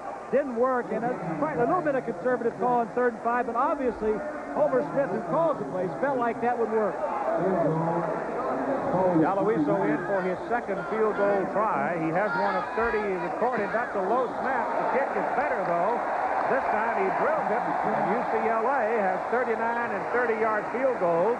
With 9:50 to play in the first quarter, they lead by a score of 6-0.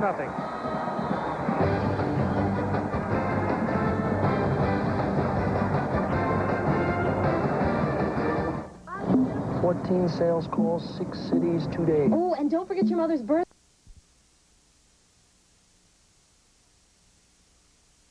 Numbers on your second one by Galoiso, but the snaps haven't been terribly impressive by UCLA either time for the field goal try. It's been the dexterity of Maddox that's provided the opportunity for the 6 points, the holder.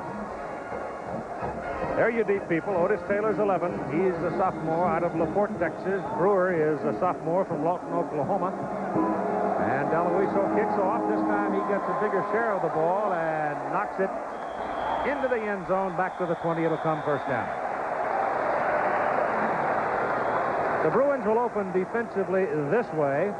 And they're going to have to gamble some today, I think, unless Oklahoma continues to have its problems in handling the ball, where they've just cashed in against the special teams and an Oklahoma turnover. But the Bruins will open with Chilinsky, Onwetwebe, and Kelly on a defensive front of 3. Ale is the celebrated transfer from Notre Dame. Malone, Argo, and Pfeiffer. Keaton will be in there at an inside backer position as soon as he gets over arthroscopy.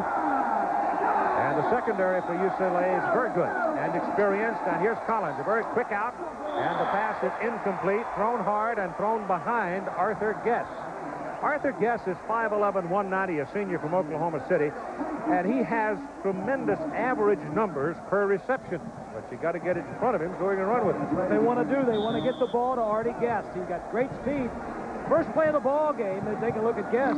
First play of the game, Oklahoma comes out and throws. Not well. I think it shows what they want to do, but their inability to do it. Also, that first down, 3 wide receivers. How many times have you ever seen Oklahoma first down? 3 wide receivers and no tight end. Here it is again. Mike McKinley is in there now in the backfield, replacing Rashid. Collins on an option. Pitches there. That looks more like Oklahoma, doesn't it? That one echoed to the foothills, but it results in about a 10-yard pickup as Brewer carries. Dion Lambert and Eric Turner collide with him. Take a look at what Oklahoma has done in the decade of the 80s. Nationally, they were ranked 2nd rushing, 4th scoring, and 5th total offense. They've committed to do more passing, and you can still, with 3 wide receivers and an I formation, still run the option that they've been so popular with and so successful with throughout the years. Very good, right there. There's your option with the quarterback keeping this time. And Collins gets across the 40 and up to the 42. And Eric Turner brings him down, but it's another Oklahoma first down. So the Sooners get the ground game in gear and go for successive first down. Keith, the best part of the wishbone is the option. Taking the ball, have the quarterback running it or tossing it. You get rid of the wishbone, you give a threat to the passing game, and you still can get the best part of that wishbone, which is the option. Oklahoma lined up with 3 men in the backfield and 2 tight ends that time. A lot of different looks. There you go, 2 wide and the back. You got the passing threat and also the option threat. Rashid is back in. Collins stand up. Quick punt. Good guess. Guess is open and down to the UCLA side of the field. Brought down at the 41-yard line.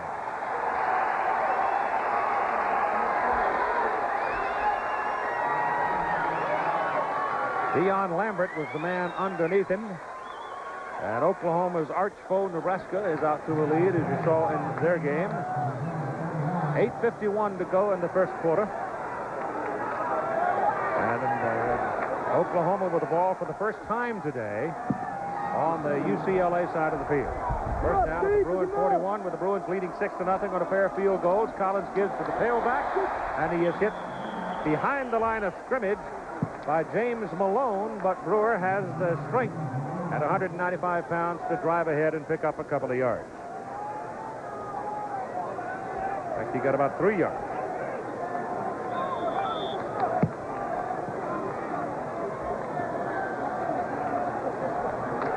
Take a look at Gary Gibbs.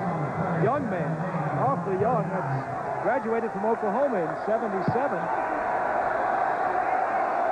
Oh, he's all red and white, though, isn't he? Collins, little delay, give to Brewer, big hole, right side. Good seal blocking on the right side by the Oklahoma offensive front. And it's going to move the ball down inside the 35, close to the 33. They've got to go to the 31. They'll need 2 yards on third down. Brewer is actually their second-string tailback. Their outstanding runner a year ago, Mike Gaddis, had knee surgery last year. In fact, Gaddis was leading the country in rushing when he was injured. He's going to be out again this year, probably most of the year. Ike Lewis, another running back, is also hurt. Double tight end, seal off the right side. Brewer turns the corner and gets the first down.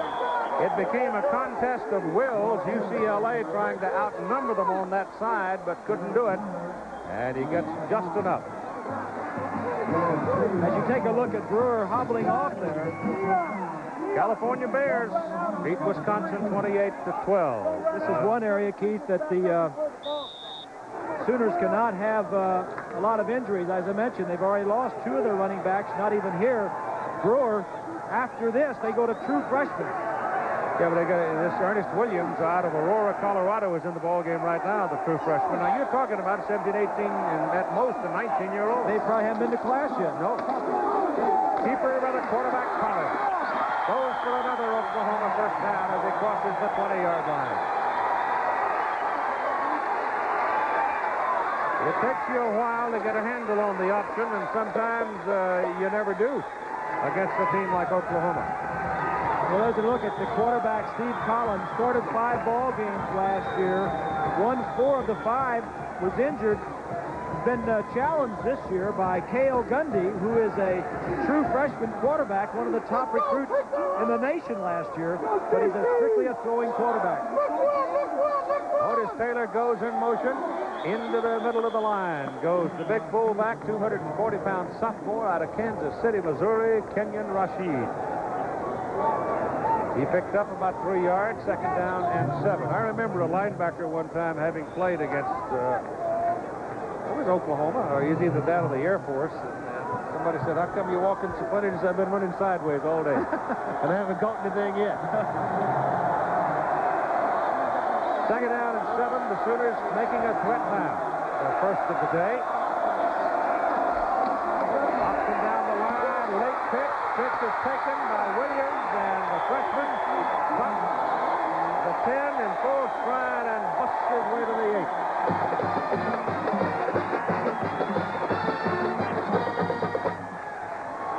First and goal, Oklahoma.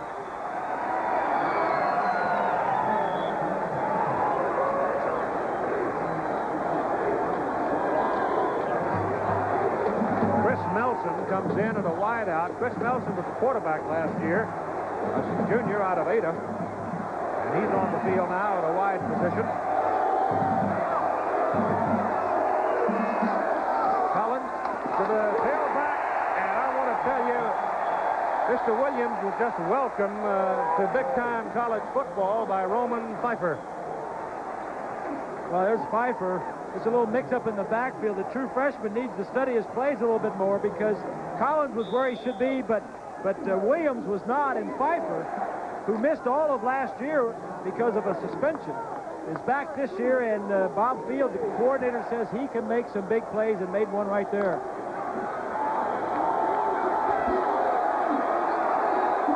Ross is back to the 11. A little quick drop off to the side, and he's knocked down at the 5, just inside the 5. Number 18, Arthur Guest, making the catch.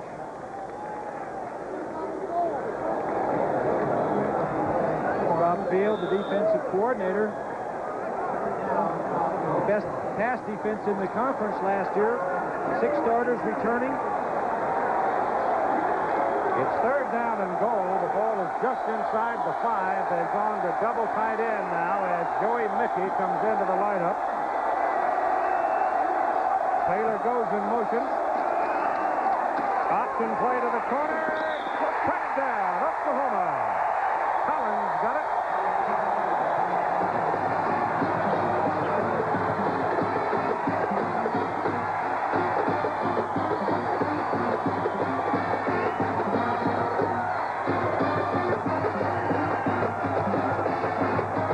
Option to the left. One of the problems with UCLA in the Pac-10, you don't see the option every week.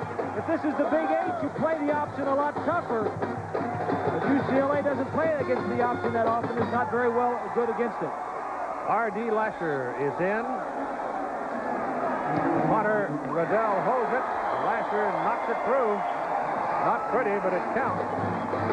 So the Lasher brothers continue to dominate the place-kicking chores at Oklahoma as the Sooners take the lead.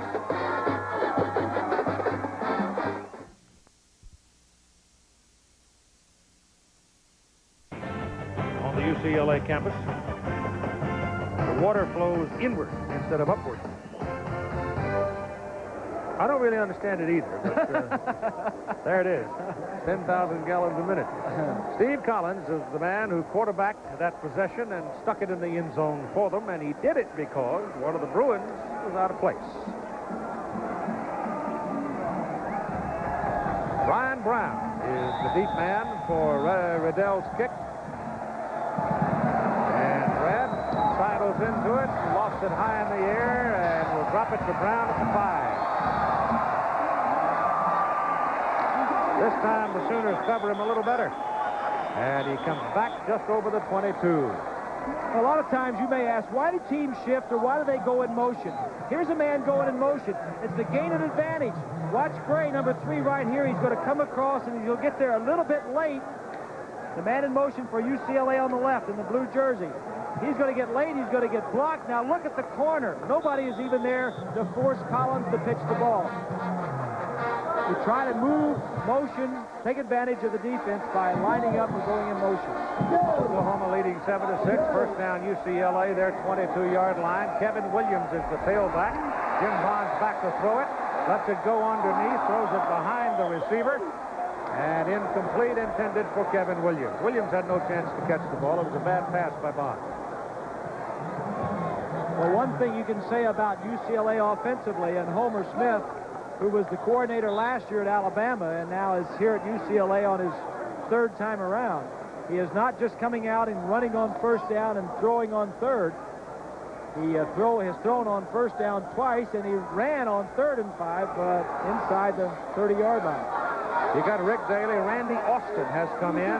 Got 2 tight ends of the ballgame right now, and 1 lone back. That is Sean Wills, and Wills is hit pretty good as he gets up to the 25-yard line by Scott Evans, the All-American from Edmond, Oklahoma, a senior. 4:05 to play in the first quarter of the ball game. Oklahoma having come up with a 60-yard march down the field to stick it in the end zone. 80 yards, excuse me. And 13-odd plays with the quarterback Collins scoring, and the kick was good after UCLA had 39 and 30-yard field goals to lead 6-0. We're still in the first quarter. We've had a lot of action as Bonds is chased out of a pass attempt and finally brought down by 85, Tom Backus. So that defensive front for Oklahoma, and they've made a change in nose guard, which they think is going to help them, and I would say right now it appears it's going to. They moved Big Stacy Dillard, 280-pound junior from Clarksville, Texas, into the nose guard position, and that seemingly has given Evans and the rest of the people along the line more room to bounce around, because Dillard is a bunch in the middle. Big. Courtney Kyler is in to punt. Kick is away. It's a good one. Otis Taylor waiting for it, accepts it, and comes back to about the 40-yard line, and the Sooners are going to have good field position as penalty flags go down on the play. The officials today, a split crew. Bill Richardson of the Pac-10 is the referee. Frank Gaines of the Big 8 is the umpire. Dale Newhouse, Pac-10 head linesman, line judge Mac Lucas out of the Big 8. I don't know if Bill's mic's working yet or not. It's a personal foul against UCLA. The rest of them are Butch Clark out of the Big 8, field judge Mac Gilchrist, the Pac-10 side judge, and the back judge is Robert Rao of the Pac-10. And so UCLA gets dinged 15 yards for a personal foul, and Oklahoma is now operating first down at the Bruin 44.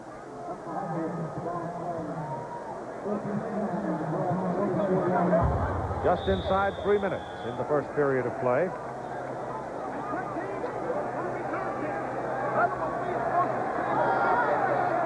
Brewer is back at tailback. So he shook off getting dinged up. Collins coming down the line, gets away from one Bruin. Pursuit is on. They're going to get him behind the line of scrimmage, and they do. But he ran for a good long time before Randy Cole and Meach Shaw could finally get a hold of him. The Honda Scholar Athlete of the Week brought to you by American Honda, proud to support amateur athletics, Jason Hansen, a junior kicker and punter from Washington State University. He was a star in last week's 21-3 season opening win, averaging 47.7 yards on 8 punts, including a 76-yarder. He was an All-American place kicker last year. He is a sophomore, and Honda will present a check for $2,000 to the General Scholarship Fund of Washington State University. Pass to Artie Guest is thrown over his head and out of bounds. It was a deep pattern down the sideline. And being an old Cougar, we thank Honda, right? Right. Washington State opening over TCU. They play Wyoming today and then get BYU the following week. So there are a lot of teams going to be tested early on this year. The strength of Steve Collins is not dropping back and throwing the football. The strength is what you saw him do on the previous drive, and that is running the option. The passes he has completed have been a little bit shaky. If they want to throw the football, they'll bring in the backup, and that is Cale Gundy. Third down and 12 for Oklahoma. Straight drop back. That's over the top and incomplete. The pass intended apparently for Brewer, but Brewer wasn't in the same neighborhood. He had run into a Bruin and fallen down. Fourth down.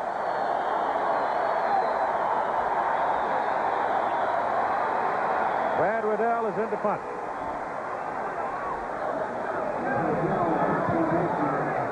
Average last year, close to 42 yards on 37 kicks. Wants a high one, gets a high knuckleball down around the 10, 11-yard line. LaChapelle takes it. Ball comes loose after he's hit. Oklahoma got it.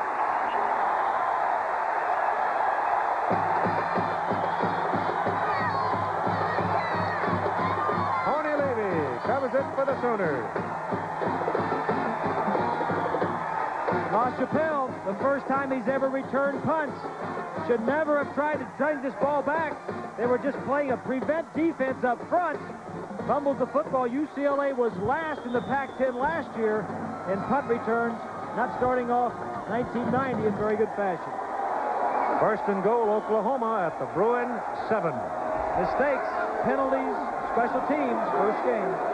This is a way to dig yourself a real deep hole right here. Collins, Brewer, out of bounds, just short. Again, there's no support on that corner. I mean, he had 6 wide open yards. As he goes around, there's nobody over there. For sure, that's the way the option is designed. They don't even block 2 of the outside men on the line. You don't have to block all of them in the option, and that's why Gibbs wants to continue with the option as he goes to some passing in the 90s. Second and goal. The big fullback, Rashid, is not there. They stuff him. Pfeiffer was the first man to hit him.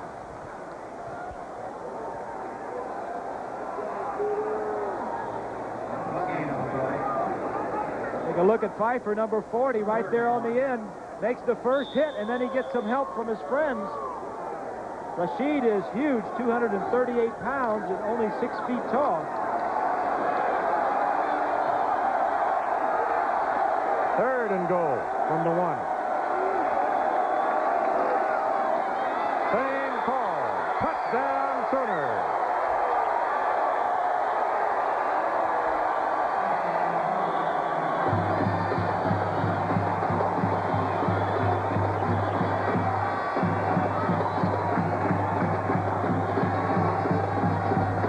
This tough physical football, Oklahoma's offensive line outweighs the Bruins. And when you need a couple of yards, this is the safest way to get it. Oklahoma had 37 fumbles last year, lost 18 of them, so they didn't want to take a chance on pitching it on the corner. Lasher, who didn't miss any points after last year, has 2 for 2 this year. Oklahoma's lead now is 14-6.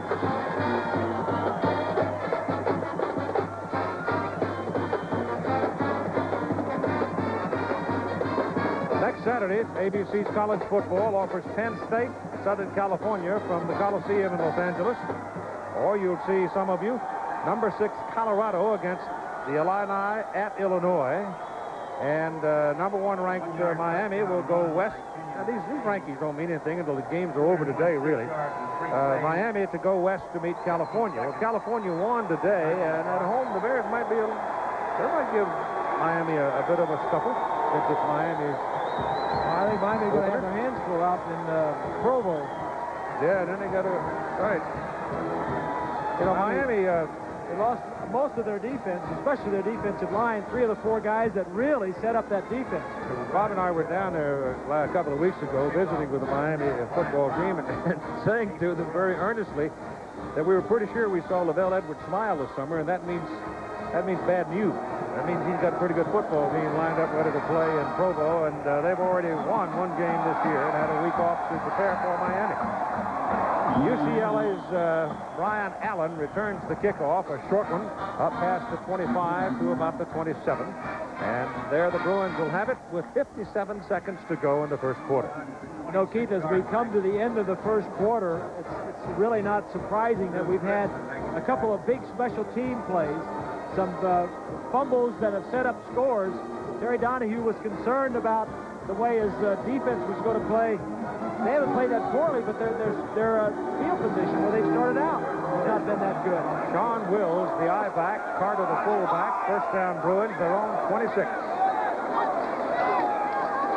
Vaughn gets time to throw, throws it hard, and hits his target up at the 36-yard line, close to a first down. Sean LaChapelle, who went to a knee to get it. Well, that should make LaChapelle feel a little better. He is the one that fumbled that punt to set up the second Oklahoma score. LaChapelle is playing today because of the injury to Paul Richardson, who was himself subbing for Scott Miller. Kind of unusual. You would find a wideout who's 6'3", 205, though, returning kicks. Yes, that's true, and it's because Donahue just wants somebody back there that could catch the football. Just short.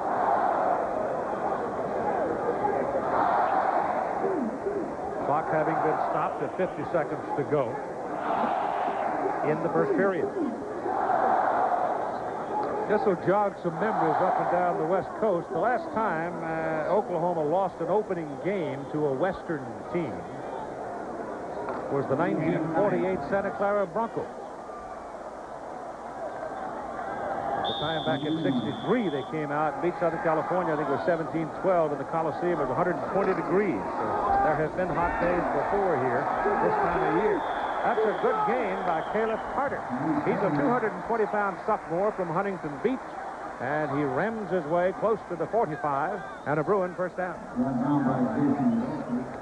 It's interesting to note that we're only into the first quarter. At the end of the first quarter, we've had 2 touchdowns and 2 field goals, but 2 turnovers that set up 2 of the 4 scores.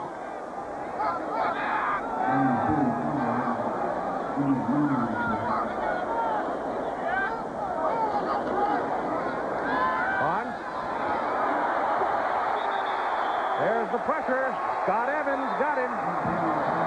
Third time the Sooners have been able to get the Bruin quarterback. Number 78 in white is Scott Evans. Led the team in sacks last year. It's Fuller trying to block him to the inside. Evans was a two-time All-Pac-10 player the last couple of years. This is his 25th straight start. Quarter's over. Oklahoma leads it 14-6.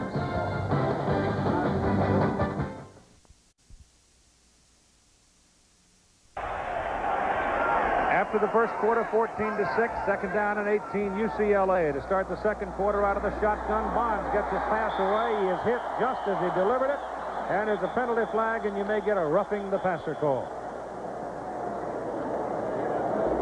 Or you might get Wilder holding, and it's Wilder holding. Wilder, number 69, was the man that Scott Evans went around a while ago and got the sack. And this time, Wilder, who's coming off an appendectomy, was trying to keep him out of there, and he had got him with the fabric and held him.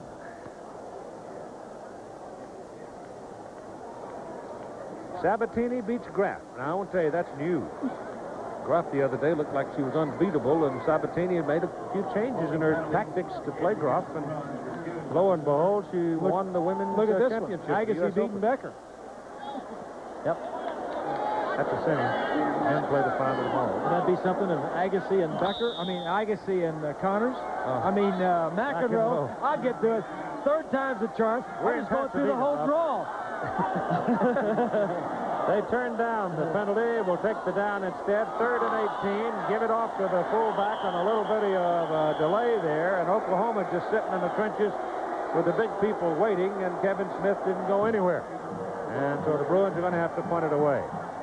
So the Oklahoma speed along the defensive front is whipping UCLA right now. Yes, it is. And I was just going to say, Keith, at 3rd and 18, not a popular call, especially when you're playing at home. But I think a smart one. You just don't want to turn the ball over again. You're not going to pick up 3rd and 18 too often. Tyler in. Courtney hit a 41-yarder his first try. Gets a little heat this time, but gets it away. It's a tail dragger and takes a Bruin bounce, and it's a good one out of bounds, down at the 11-yard line. Darnell Walker was the man that came flying in and almost got to that ball. With the roll, it's a 52-yarder. First quarter shapes up this way. Total plays, Oklahoma had 21-14. Total yards, 85 for Oklahoma, 57. But interesting to note that Oklahoma passing had 24 yards in the first half. 24 of their 85 yards were passing. Time of possession is the same, and of course the 2 turnovers, both leading to scores. And the Sooners will snap it from the 12. McKinley in the backfield with Brewer behind Steve Collins, who is a 195-pounder from Ennis, Texas. Gives the ball away inside to McKinley. And looks like the linesman wants to mark him up around the 14-yard line. Look at Joe Alden's team. They're winning 28-6. They've got a kid out of here, Huntington Beach area, named Blaze Bryant, running back, who is really good. I mean, he's really good. Iowa State. Guard under Spurrier, his first game at Gainesville. Second down and about 7. Little quick pop. Yeah, it's almost, it is intercepted. And out of bounds by Roman Pfeiffer. But it was, somebody else got a piece of it and knocked it up in the air. And I didn't get his number. The Bruins had every chance in the world to score, but as Pfeiffer caught the ball, his own man ran into him and knocked him out of bounds. Let's take a look. Carlton Gray, number 3. 3-step drop, quick out. The closest man is Carlton Gray. He keeps it alive long enough for Pfeiffer, who we told you earlier makes a lot of big plays. The 3rd key turnover in this ball game, and the game was hardly a little bit longer than a quarter old. Watch you look at Pfeiffer. Runs very well. Doesn't have a lot of heavy size and toughness up front, but runs well.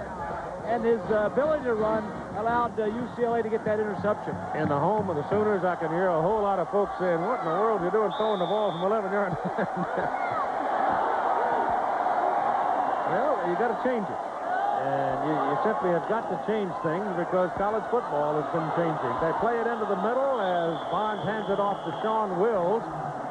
And I don't know, Wills, I don't think he got anything out of it. The ball was snapped at about the 9, and it's still about the 9. You know, Keith, going back to your point, it's well made that, you know, his strength, Collins' strength is not throwing the football. But if you're ever going to change and come out of that system of just running the football, you got to give the quarterback the confidence and the ability to throw. Right. The best down to throw is first down or second and short. Second down, goal from the 9. Bonds back, has time, throws the corner, no. Oh, that should have been 6.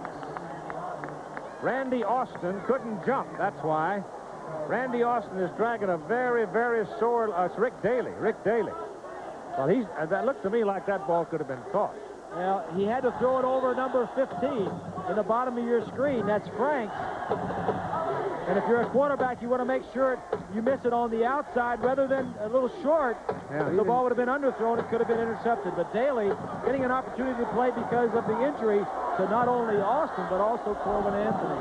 I knew Austin was dragging a sore leg and probably couldn't jump. Daly didn't, and he didn't get the ball. Bonds in trouble, goes down the middle. That's not going to do it. It's caught by LaChapelle, and they're going to wind up with a 4th down.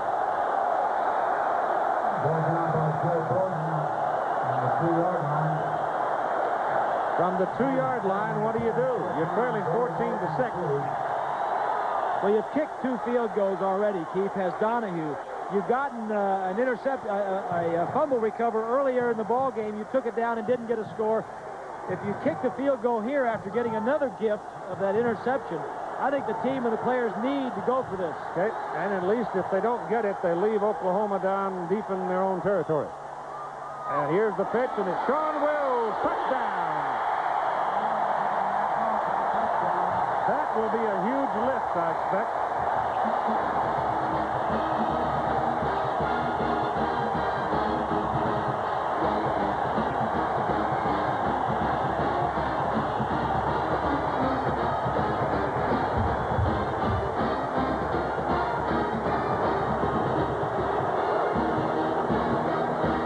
They're going to go for 2.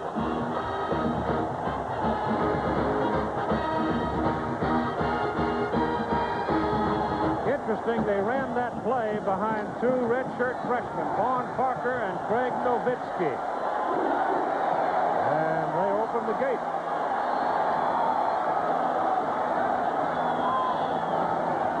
Vaughn still got it. Throw there, get it.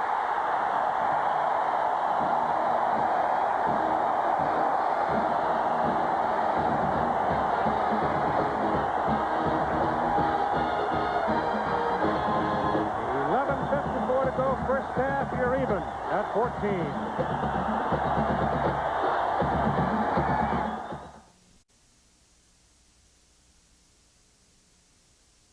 Three great regional games live on ABC's College Football next Saturday. Bruins to kick it off. Galoviso to Otis Taylor, number 11, and Dual Brewer, number 23. 14-14 ball game between Oklahoma and UCLA at the Rose Bowl in Pasadena. About 100 degrees, a typical September Oklahoma afternoon. Here's a look at Homer Smith, the offensive coordinator. No question that he called that play. Organized as these offensive coordinators are, they have 2-point plays that you like early in the game, late in the game, and that was definitely something that they had prepared, that if we need a 2-pointer, that was the first one that they wanted to go to. Homer's from Nebraska, you know. From Nebraska, but he's been around. In Nebraska, yeah. Ball fell off the tee. There your receiver who gave to you.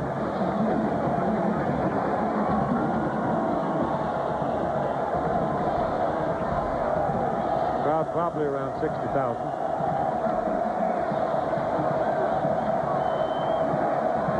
And I mean, it's hot.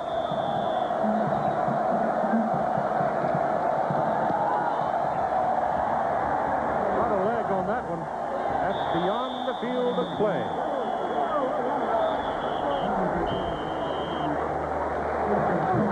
Let's go back and take a look at the touchdown. As a little toss to Wills. You're not seeing Parker and Nowitzki on the right side, but Keith mentioned. Well, let's take a look at the two-point play. The fake is going to go this way, and Bonds, but look at Austin right here. Is he going to come and go all the way behind in the end zone? Bonds is going to fake it. Top of your screen coming to the top left. Bonds makes a good effort to avoid one of the rushers, and the pass, 2 points, and the game is tied. That's actually the same play that they had run and missed to Daly, isn't it, for the touchdown? Similar, yeah, similar. Very similar, yeah. Brewer and Rashid in the backfield. This is Brewer. Caught at the line of scrimmage, and then his strength, leg strength, will carry the big sophomore up for about a 3-yard pickup. Onward Twebby, a junior out of Linwood, California. At 255 pounds, the nose guard brought him down. UCLA doesn't have the dominating type of player for that nose guard position. Tuala also plays some, but Onward Twebby wins the opening starting assignment. Second down and 7. Collins, option, back to Brewer. Brewer gets outside, gets the first down. Up to the 31-yard line. Mike Gaddis may play. He may. Well, Mike's talking about coming back time for the Texas game. But ooh, look at that! 24 all. Southern Miss and Alabama. Well, Southern Miss has in times past made trouble for the Tide. Southern Miss give Florida State some problems last year at the beginning of the season. Yep, sure did. First down, Sooners, 31-yard line. Collins gives off to his fullback. A lot of stunting and banging in the middle, and it's worth 3 yards for Rashid. But Oklahoma, with that offensive front that they're developing, and put Gaddis back in that backfield, they would be formidable. 3 and 2 on the play after the 33. 38-year-old Gary Gibbs. Doesn't look it. Coaching puts gray on your head pretty quick, but Gary really looks young. I get second down and 8. Give him 2 yards on that carry. Collins going to the field side on the option. Will have a first down. He's finally run down from behind at about the 45-yard line.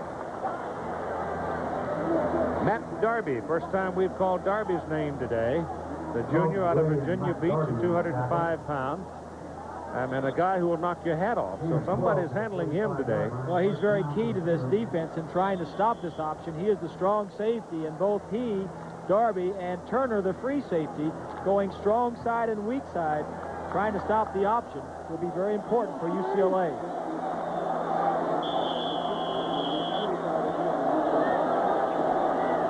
First down, Sooners, 45-yard line. 14-14 tie at 10 minutes to go in the first half. Whittled away, Brewer fumbles the ball and goes right down on top of it and keeps it for the Sooners. That's the second time that Brewer has not come up with a handle on a handoff. The other time he lost it, UCLA converted it into a field goal. You saw what he did there, Keith. He's patting his head. That means I couldn't hear you. That was a check-off at the line of scrimmage. He probably called in the huddle, check with me at the line. He told the direction, and he wasn't sure whether to go. They run the same play right or left side. The Collins, the quarterback, gives direction, and he just couldn't hear. He had to wait and see which way Collins turned before he took off. Second down and 12. Collins back to throw. Has all day and goes down the middle, and it's deflected by Stacy Argo, the inside linebacker who had dropped back to defend the short zone.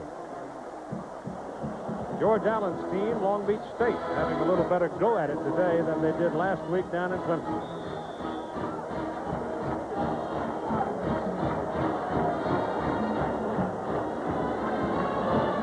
White Sox will not go away. But the A's, speaking about formidable, they just keep getting tougher and tougher, don't they? Sure do. Third and 12. Option. Collins turns the corner. Oh, my gosh. He's right on the marker. I mean, that is a tough run by that kid. That's some of the old-time Oklahoma philosophy right there. Yes, Third sir. and 12. Let's run the option. And that is why his strength right there is running the ball in that option, not sitting back in the pocket and throwing it. It's a tough transition for Collins. It's tough for Oklahoma.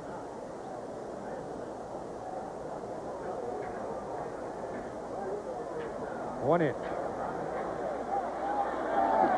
You go for it.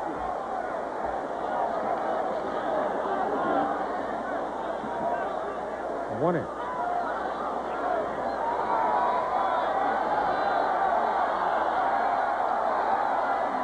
That's the correct score. Somebody's computer spit out the wrong score. Somebody had to put it in.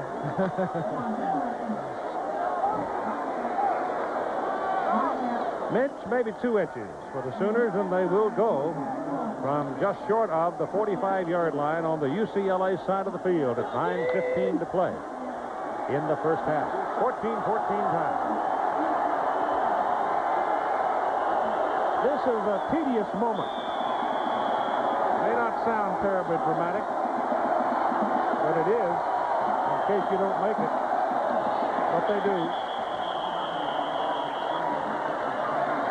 For a moment, as they move the chains, let's join Jackaroo.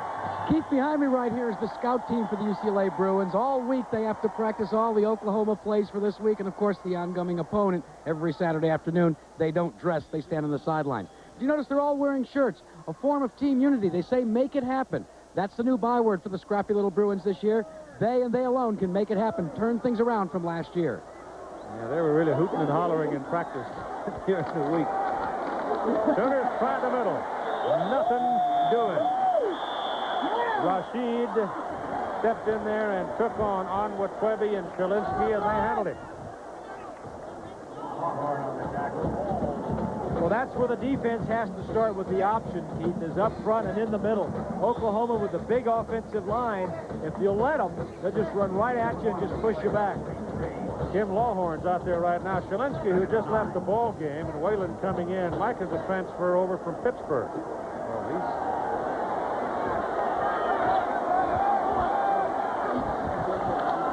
They play it into the middle again to Rashid, the big fullback.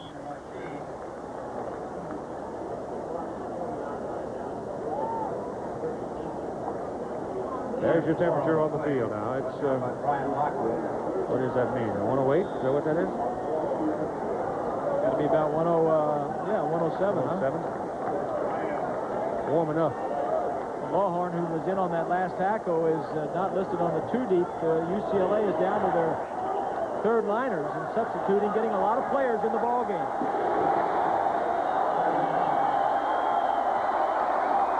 Collins back. Oh, he's lucky to get it back. Number 26, Dion Lambert, had his hands on it, and I think was probably so startled he dropped it. And the Sooners will come up with 4th down, and that was a very poor pass by Collins.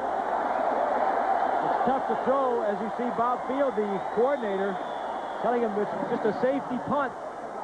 Coordinator on the sideline, but it's a tough throw into the short side of the field for Collins. Reggie Moore standing back at the 10. Riddell is in. He'll try to pooch punt it here. Just pump it up in the air and kill it somewhere down around the 10. Gets it very high. That's a good kick. That's a very good kick. Fair catch. Did he call fair catch? No! He did not call fair catch, apparently, and proceeded to fumble the ball, and Oklahoma has recovered it. He tried to fair catch it, Keith, and just didn't catch the ball. The ball kept drifting on him, and he just could have dropped the football. Here's Moore. Now, Moore is in there because of LaChapelle the last time, as you see. Yeah, he did clearly call this fair catch, yeah. Now, all he's got to do is catch it. LaChapelle dropped it before. Moore drops it this time. And Levy got it. Levy got it the last time. That's 2 recoveries for Tony. My goodness. Well, there's a man who has no experience at drifting around on the high punts, and Oklahoma has got themselves a huge break here. First down at the UCLA 11-yard line, and they take it in the middle with McKinley. Touchdown, Sooners.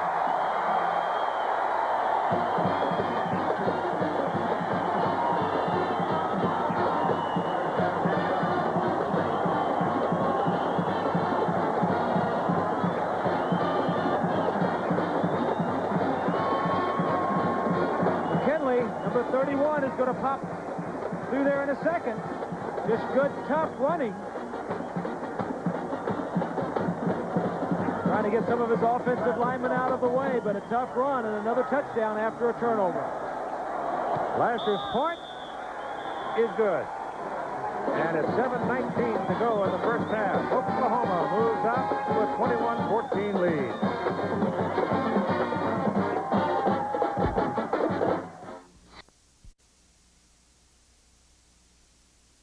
Maybe got the cleansing cream sale, won't you? 7:19 to go in the first half, 21-14. In case you don't know, on a fair catch signal like that, the covering team must, the kicking team must give the receiver 2 yards of freedom. And they've been flagging it this year when they haven't. They give him room to catch the ball, and he had enough room. He just didn't catch the football. Yeah, plenty of room. Well, Oklahoma now with 114 yards rushing to 26 for UCLA, and Lasher is going to kick this one off, and RD doesn't get all of it. It's very short, taken up at the 18-yard line by Brian Allen, and Allen runs it back up across the 30 to about the 31. All of the scoring in the ball game has come as the result of turnovers. UCLA jumping out to a 6-0 lead on a pair of field goals of 30 and 39. Then Collins scoring from 4 yards out when UCLA made a defensive mistake and let him go 80 yards. Then Rashid cashed in a Bruin turnover and made it 14-6. Wills then comes back with a 2-yard touchdown run. The Bruins picked up 2-point conversion, and now McKinley, off of the turnover, has just scored from 10, and Oklahoma leads it 21-14. First down UCLA now as Jim Bond lets it go down the middle, and it is picked off at the 49-yard line by Charlie Franks. And the Sooners are knocking on the door again. Intercepted by Charles Frank. Play action, first down, good time to pass. Fakes to his right, throws to his left. Bonds just does not see Franks, who had rotated up. I'm sure that he didn't see the short man. He only saw the safety coming over. Another turnover by UCLA. Taking a look at this from behind. Safety had it covered, and Franks made a good move to get up to the sideline. Bonds shows the wrong man. 3 turnovers now by UCLA. 44-yard line, first down Oklahoma.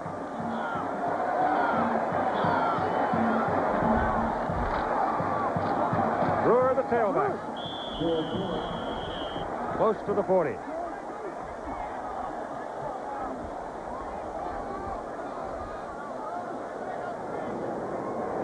Wearing down toward the end of the first half. And I have the feeling that it's been kind of a long first half. You know, fatigue could become a sort of a part of things here, because it is 107 degrees down on the field. One of the things Donahue talked to his team about yesterday or the day before practice was turnovers and special teams and what an effect they can have on a ball game. We've seen that here today. Second down and 6. Collins keeping the ball, almost came out of there. Lambert knocked it out, and Oklahoma still got it. I mean, Lambert put a lick on Steve Collins. A great play by Lambert, too, because he faked like he was going for the toss. Collins didn't toss it, and then Lambert said, "In your face, here I am." The ball came out, and Collins was lucky enough that the ball bounced right back up to him.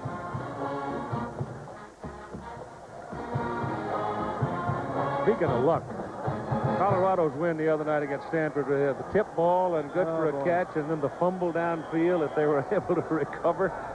Whew, I'm sure Bill McCartney knows that he is lucky just to get out of there with a win. Some of you will see Colorado next week as the Buffaloes go east to play the Fighting Illini. 5:50 to go in our first half. We got a timeout, Oklahoma.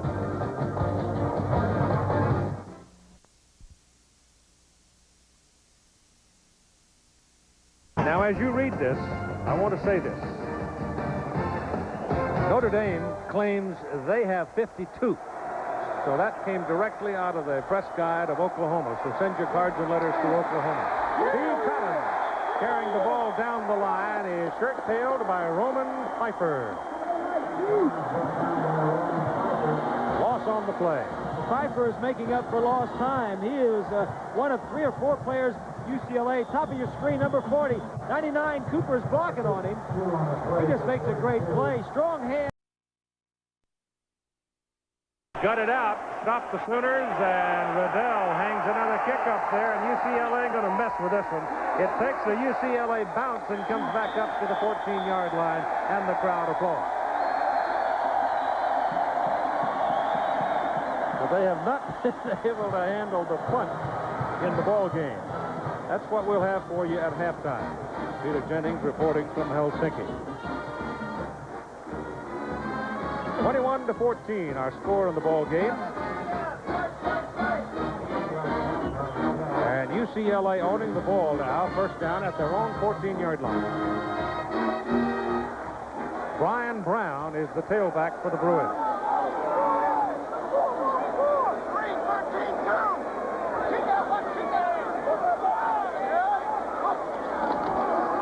Brown has it. And the Sooners have him right at the 15-yard line. Joe Bowden on the tackle. Evans, Dillard, and Bowden.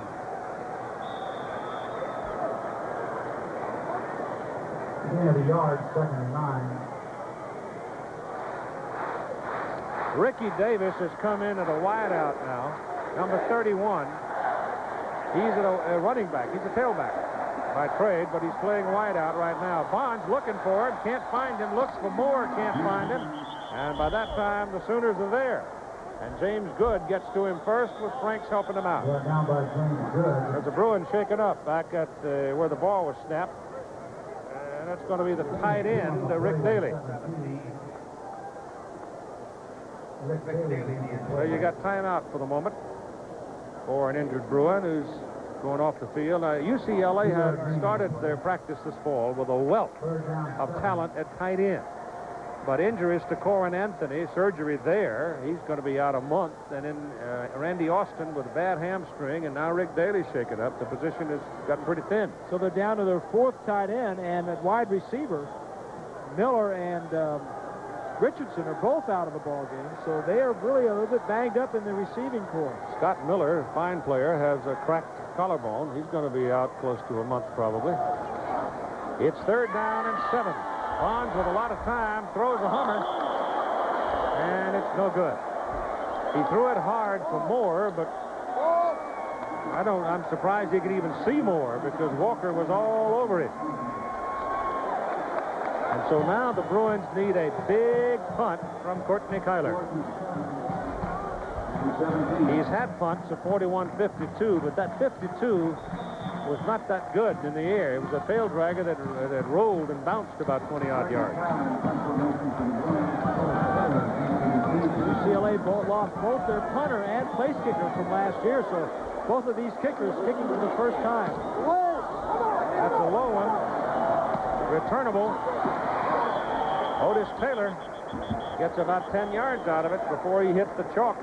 39-yard punt and a 10-yard return. And the premiere of ABC's Monday Night Football is a good one. San Francisco going to New Orleans to play the Saints. That's a Western Division game. Live coverage at 9 Eastern, 8 Central, and 6 Pacific here on ABC Sports. It's amazing what San Francisco has done in light of the fact that everybody is getting around 8-8, 10-6. If you get 11-5, you've got a good record. Sooners, with about 4 minutes to go in the first half, start working with the fullback again, Rashid, working out of the I formation. He scored a touchdown. McKinley was at the fullback position when he scored the last Sooner touchdown with a really hard, tough run for 10 yards. 2nd down and 8, Oklahoma, UCLA 43.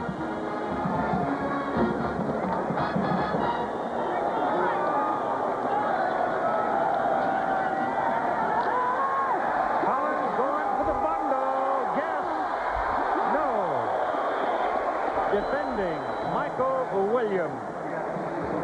And you know what? I'll bet you that Terry Donahue, Bob Field, and the whole UCLA sideline took a collective gasp because they got caught in a circumstance where Eric Turner, who has turf toe, Michael Williams, young sophomore, number 14, was in there at free safety and had to cover Oklahoma's best receiver. And he did it. Guest has got 4.4 speed. He is super quick. Just an outstanding receiver, and they just want to throw the ball to him maybe 10, 12 times a ball game. 3rd down and 8. Option. Brewer. Oh, good play. Really good play. Dion Lambert, the second big play of the ball game for him. Both Lambert and Pfeiffer on that defense for UCLA are playing very well.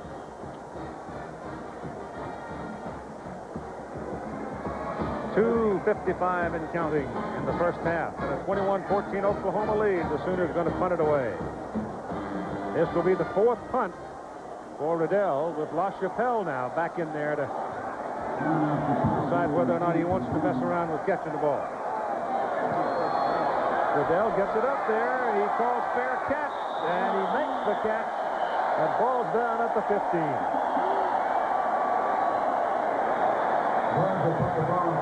30-yard punt. Riddell didn't get it up in the air like he wanted it. Like that last one he put up there, a knuckleball, he just floated around, and as soon as he got a touchdown. 30 yards net on the punt.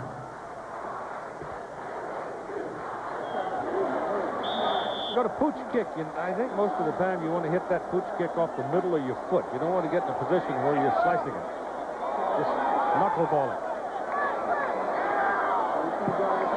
Brown is the tailback.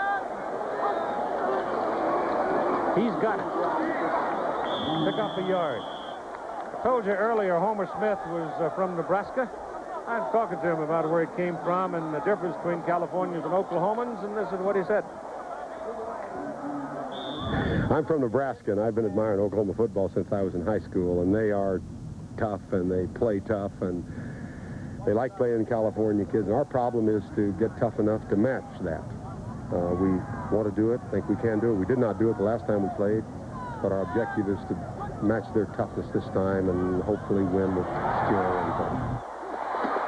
Jim Bonds got that pass away in the barest nick of time because Tracy Gordon had him right in the middle of his sights and just flattened it as he delivered the ball, but he got it to Moore and got some yardage out of it.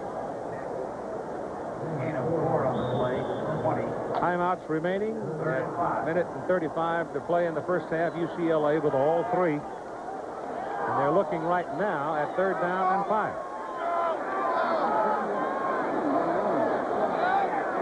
Double wide bottom of the picture. Bonds. Gotta hurry. Dropped the ball, but gets it back, and that's the 4th sack of Jim Bonds. He's never looked at that kind of speed coming from a defensive front. Well, there was good coverage downfield also. This Oklahoma unit has been a very tough defensive unit throughout the years.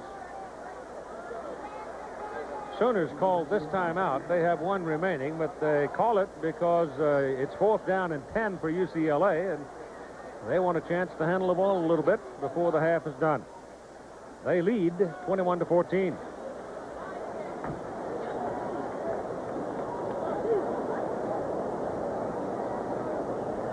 Talking about Oklahoma, here's a look at the defense. Oklahoma's defense in the 80s. National ranking, number 1 in total defense and pass defense, and 3rd in scoring defense. That guy right there, who's now the head coach, had a whole lot to do with it because he was the linebacker coach. The defensive coordinator, actually, from 81 on. You hear so much about Oklahoma's offense and the running backs, but the defense, as you take a look at the assistant coaches for the Oklahoma Sooners in the press box, the offense gets the sells the tickets, but the defense wins the championships. Who called the timeout? All right. Kyler is in the punt, and Brewer is back to return it. They go after him, but can't get there, and it's a line drive kick, and Brewer's got some daylight. But it gets dark in a hurry as big Roman Pfeiffer is down the field. So Pfeiffer with his 3rd big play after a 41-yard punt. Here's Jack. Keith, and the battle stayed cool down here on the sidelines. The Oklahoma Sooners have an edge over the Bruins. You see, they brought their own fans in. 4 of these giants sit on each side of the bench, keeping their players cool. And a lot of discipline down here. As they come off the field, they sit down, take the fresh air, then get up and talk to the coaches. It's a good idea. Hey, look at here what we got. Cale Gundy in at quarterback with 1:01 to go. So he's going to run the last series. He is the highly touted freshman from Midwest City, whose brother Mike was a record-setting quarterback at Oklahoma State and is now the receivers coach over there. He pitches it back to Williams. And Williams is running around the corner, will get up near midfield. So that'll be a pickup of about 5 yards. Cale Gundy is 6'1", 185 pounds. He threw for over 7,000 yards at Midwest. Now, Midwest City's over there near Stillwater. Oklahoma State. Yeah, and I don't know what they're doing in Midwest City, but I'll tell you one thing. They are playing some awful good football in high school because everywhere I look, there's somebody from Midwest City. Several players in this game. Woo. He's sacked, knocked down at the 45, Roman Pfeiffer. Pfeiffer's having an all career day right now. Timeout by the Sooners. That's their last one with 42 seconds to go in the first half. And young Cale Gundy in for the last series and a little seasoning. I think this is a good idea, Keith, to get him in before halftime, just to get his feet wet a little bit in case you need him in the second half. Because he is the future for Oklahoma football if they're going to throw the football. Collins was recruited to Oklahoma as a wishbone quarterback. Gundy is definitely a passer first and an option quarterback second. Well, heck, Collins is 6'2", 195 pounds. The way he runs with the ball, he could become a receiver or a running back. He could. He's strong. He showed us that on 3rd down and 12 and went for a first down. Yep. The high school All-American, one of the most highly recruited ever in the state of Oklahoma, and one of the top 3 or 4 in the nation. Chose Oklahoma, even though his brother is the receivers coach at Oklahoma State. 3rd down and 9. Let's see if we see a pass. Nope. Rashid, the fullback. He picks up a first down for Oklahoma. That stops your clock at 37 seconds. We may still see a pass. Sooners hurrying, don't have any timeouts remaining. Go without a huddle. Here it is. His first pass is a Sooner. Down the middle, it is caught, and a penalty flag is thrown by guess who? The old umpire. So it's either too many men on the field, but more likely holding.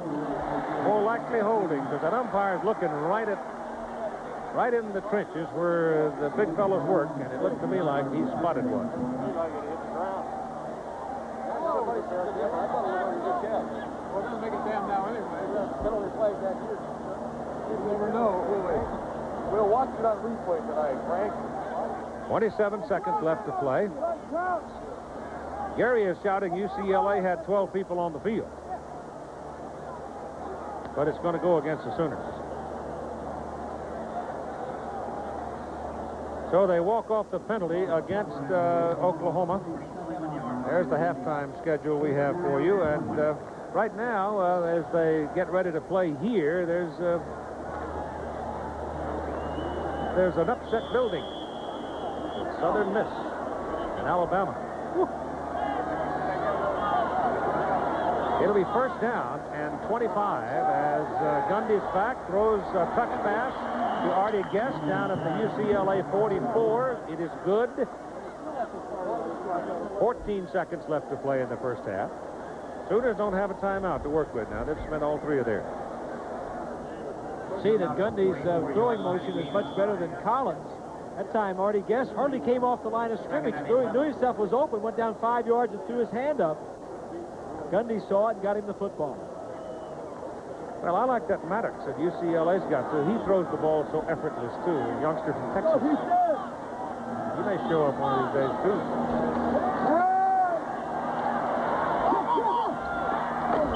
Guest got a hand on it, and the pass was out of bounds. Pass was too high. That takes you down to 5 seconds.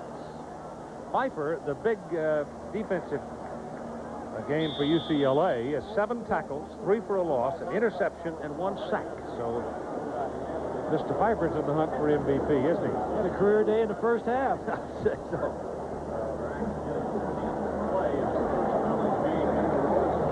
Should be the last play here unless there's a penalty.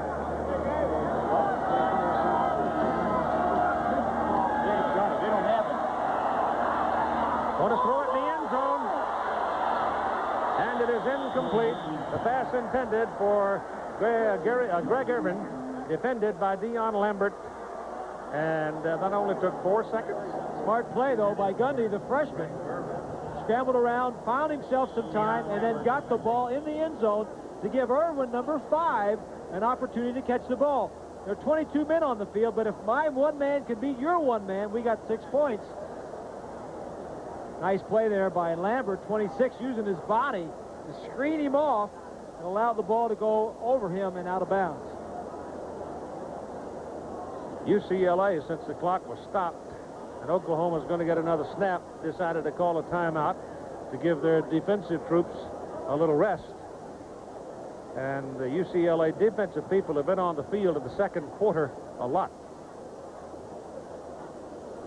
And when you're not deep, that's bad news on a hot day.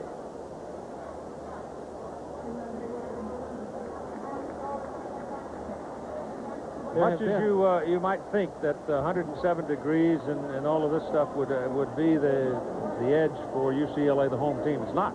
It's not this hot in Westwood. But it is in Norman. But it is in Norman. Unusual that a visiting team would come in and benefit from the weather conditions. So here's your last snap, unless there's a penalty by the defense.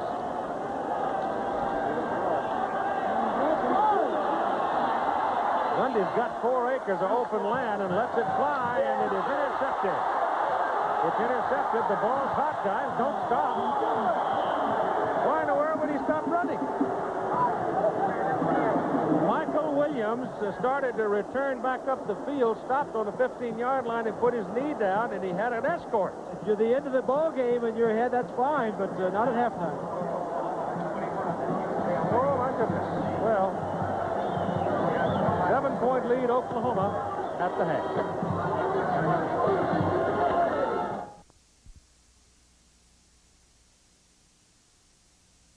Which is the location of ABC Sports' presentation of Oklahoma UCLA, with the Sooners leading by 7 points as we begin our 25th consecutive season of covering college football. Here are the halftime stats.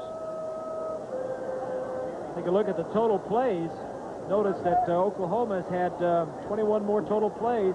First downs are 11-3. UCLA did not make a first down in the second quarter. Turnovers are 3 apiece. Time of possession in favor of Oklahoma. That's Bob Greasy talking. I'm Keith Jackson. Jack Arute is sweltering on the field, and we'll have the temperature for us in a moment. It's running something like 110 to 112 degrees right now. Individually, Oklahoma, the leaders. Collins is 2 of 10 passing for 24 yards and an interception. Rushing, he's rushed 9 times for 46 yards. Brewers rushed 9. Guess is the only man that has caught a pass for Oklahoma. He has 3. UCLA will kick off to Oklahoma. The Sooners, having won the opening toss, preferred to take this one. Number 11 is Otis Taylor. The other deep man is Duell Brewer. And this is Brad Galoiso. Kicking off for UCLA. The second half is on. Low line drive that Taylor wants nothing to do with. It goes beyond the marker and through the end zone for a touchback to the 20-yard line. Leading the UCLA offense in the first half were these people and these numbers. Collins was 4 of 9 with 45 yards and an interception. Not a distinguished half going up against Colorado. I mean, Oklahoma's good defense. Receptions, 2 for La Chapelle. 2 field goals. Not much offensively in the first half for UCLA. 7-6 halftime, Virginia Clemson. And on first down, the Sooners go to Brewer, and he goes for 3 yards before he is tumbled down. UCLA working out of a defensive front of 3 in the main, Chilinsky, Onwetwebe, and Kelly. I must say, Bob, I think they've played well. I think they've played fairly well. You see that big offensive line for the Oklahoma Sooners. Let me give you these numbers. That's Miller, 280, Sawatsky, 270, Wallace, 275, Medis, 295, and Houston, 285, or Banning, 270. Those are big people. Steve Collins is the quarterback. Runs the option well, and another big play for Collins as he is brought down at the UCLA 43-yard line. Nobody runs that option play better than the Oklahoma Sooners. Well, you're right, Keith. Watch number 40, Pfeiffer. The middle of your screen. He's going to go up and take the pitch man. Collins acts like he's going to pitch it. Somebody's got to take the pitch man. Now somebody else has got to be inside to take the quarterback. And Collins just scoots on up inside as Pfeiffer chases him down. Pitch quickly to Duell Brewer, loses his footing. He wanted to cut it back, and when he planted, stumbled, and down he went. But don't fault this field. That is magnificent turf down there. The field is in outstanding shape. You know, you talk about the option. As you take a look at the field, it is a fast track, real grass, and it's just couldn't be any better. But you talk about the option, Keith. Oklahoma has run it for years and years and years. UCLA doesn't play that many teams that run it at all, not to mention as well as Oklahoma does. Pop it up the middle for the fullback, Rashid, on second down and 8, and he'll come up about 3-4 yards short. And here's an accurate read on the temperature. Well, it hasn't gone up all that much, has it? But it's been 107, 108 now for about 2 hours and a half, 3 hours. Yeah, boy. It'll be a factor in our ball game. Before we finish. My goodness. Onwetwebe is joined by Tuala now, the other nose guard, so they're putting the big people in there on the defensive front. Give that ball on a pitch to Ernest Williams, and the freshman from Aurora, Colorado will get to the 35-36, but he is short of the first down. Of course, that's what they had in mind as UCLA went to what really was a goal line defense.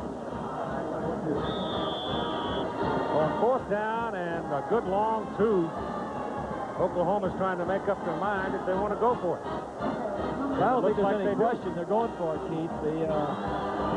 Yes, 18 comes in, and Brewer, 23, comes in. Marty Guest comes out to the right side. Brewer is your I-back. And they give it to the fullback, and they get the first down. Big 240-pound Rashid got up ahead of steam on his second step. And running right in behind the right side, that tight end, Adrian Cooper, number 99, is 6'6", 260. Well, you're right, Keith. He's just like a big offensive lineman, is Cooper. He's probably 90% offensive lineman and 10% tight end. The rest of the time, he's a falling tree. he caught 5 passes all of last year at tight end, so. First down from the 32. Collins still got it. He took his time, and finally, number 20, Williams, got a man, and Collins accelerated off the block and got 4 yards out of it. He's carried the ball 11 times now and picked up 83 yards. And here's Jack. We found him under a shade tree. Not quite, Keith, but we were back in the locker rooms. And interesting contrast. Coach Terry Donahue and the UCLA Bruins, they tried to drive home the point that it's been miscues and mistakes that have cost them the lead in this game, but not to get down and out about it. In the meantime, over on the Sooner side, they said, let's keep the pressure up and keep applying it. And they're doing it right now on second down and 7. Send the big guy, Rashid, up the middle, and he is down short of the goal line. 6 inches short. He just bursts up the middle. What's this? Watch the blocking up front. The right guard is going to pull that 62, Medis. And there's a huge gap right up the middle. The safeties had split. They were playing double zone, and Rashid almost gets in the end zone. And Carlton Gray is hurt for UCLA, the left cornerback. And it's knee. Gray started 8 games last year as a true freshman at corner. So time is out for Gray here, and UCLA's already dinged up, as we've told you, with Corbin Anthony, the tight end, out. Scott Miller, their top receiver, out with a broken collarbone. Who else is hurt? Randy Austin's got a bad hamstring, though he's played a little bit. Let's see how well Gray walks here. He's walking off by himself. As I mentioned, he was a true freshman last year. He started 8 ball games. He intercepted 2 passes and returned 1 for a touchdown. He barely made it through the year because he had a severe case of homesickness. He's from Cincinnati, from that area. He thought about transferring, but he stuck it out and even recovered so well that he attended summer school last year. When the freshmen came back this year, he went up and shook all their hands with a big smile and says, "Hey, if any of you guys get homesick and need help, come see me." First and goal, about 6 inches away. Collins dives. There's a man with his arms up. Touchdown, Oklahoma.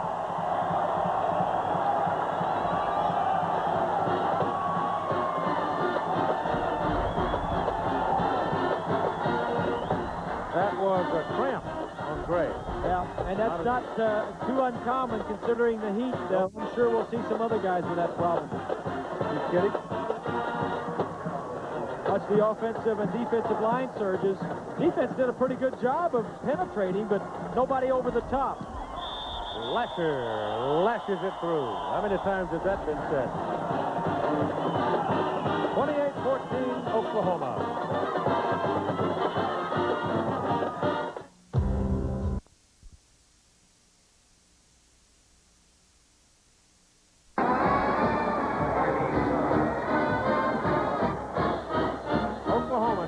A 14-point lead, 28-14 over UCLA. And R.D. Lasher is going to kick this one off with Brian Brown going deep for the Bruins. Bruins move up a little bit because he's not as long as Riddell has been. That's a bounce to Brown, and Brown now from the 8. Comes back to the 24. Brian was looking to that side because it appeared for a moment he'd have a chance to break it open, but Belser closed the door on him. Now Terry Donahue needs to get his people cranked up because they're trailing by 2 touchdowns and 1 more, and you're in for a long afternoon. There's a Bruin shaking up and down on the field. That's Brown. He'll return the kick. Kevin Williams has had a sprained ankle through much of the fall practice. And he has been in, I guess, for 1 play today. He was ticketed to be the starting tailback, but he just simply hasn't had any hard work. Take a look at Brown, number 30, from behind on that last kickoff return. Doesn't look like he has anything wrong with knees or anything. Maybe he just fell on the football. It sounds like a whoosh to me. A lot of times you just get the wind knocked out of you. You just need about a minute to get yourself off the field. You got 900 pounds falling on you. UCLA has not made a first down since the first quarter. They didn't have one in the second quarter. Kevin Smith is in at fullback now with Sean Wills, the tailback, and Jim Bonds back to throw it. Goes underneath with it. And not much as he goes to Wills, and Wills takes a lick from Darnell Walker. Walker came over from Coffeyville, J.C. He's out of St. Louis, and Coach Foster came over, who was the head coach from Coffeyville, brought him with him. And he really has blossomed, and it's getting hotter. Turn the pool heater down. Put some ice in it. Second down and 7.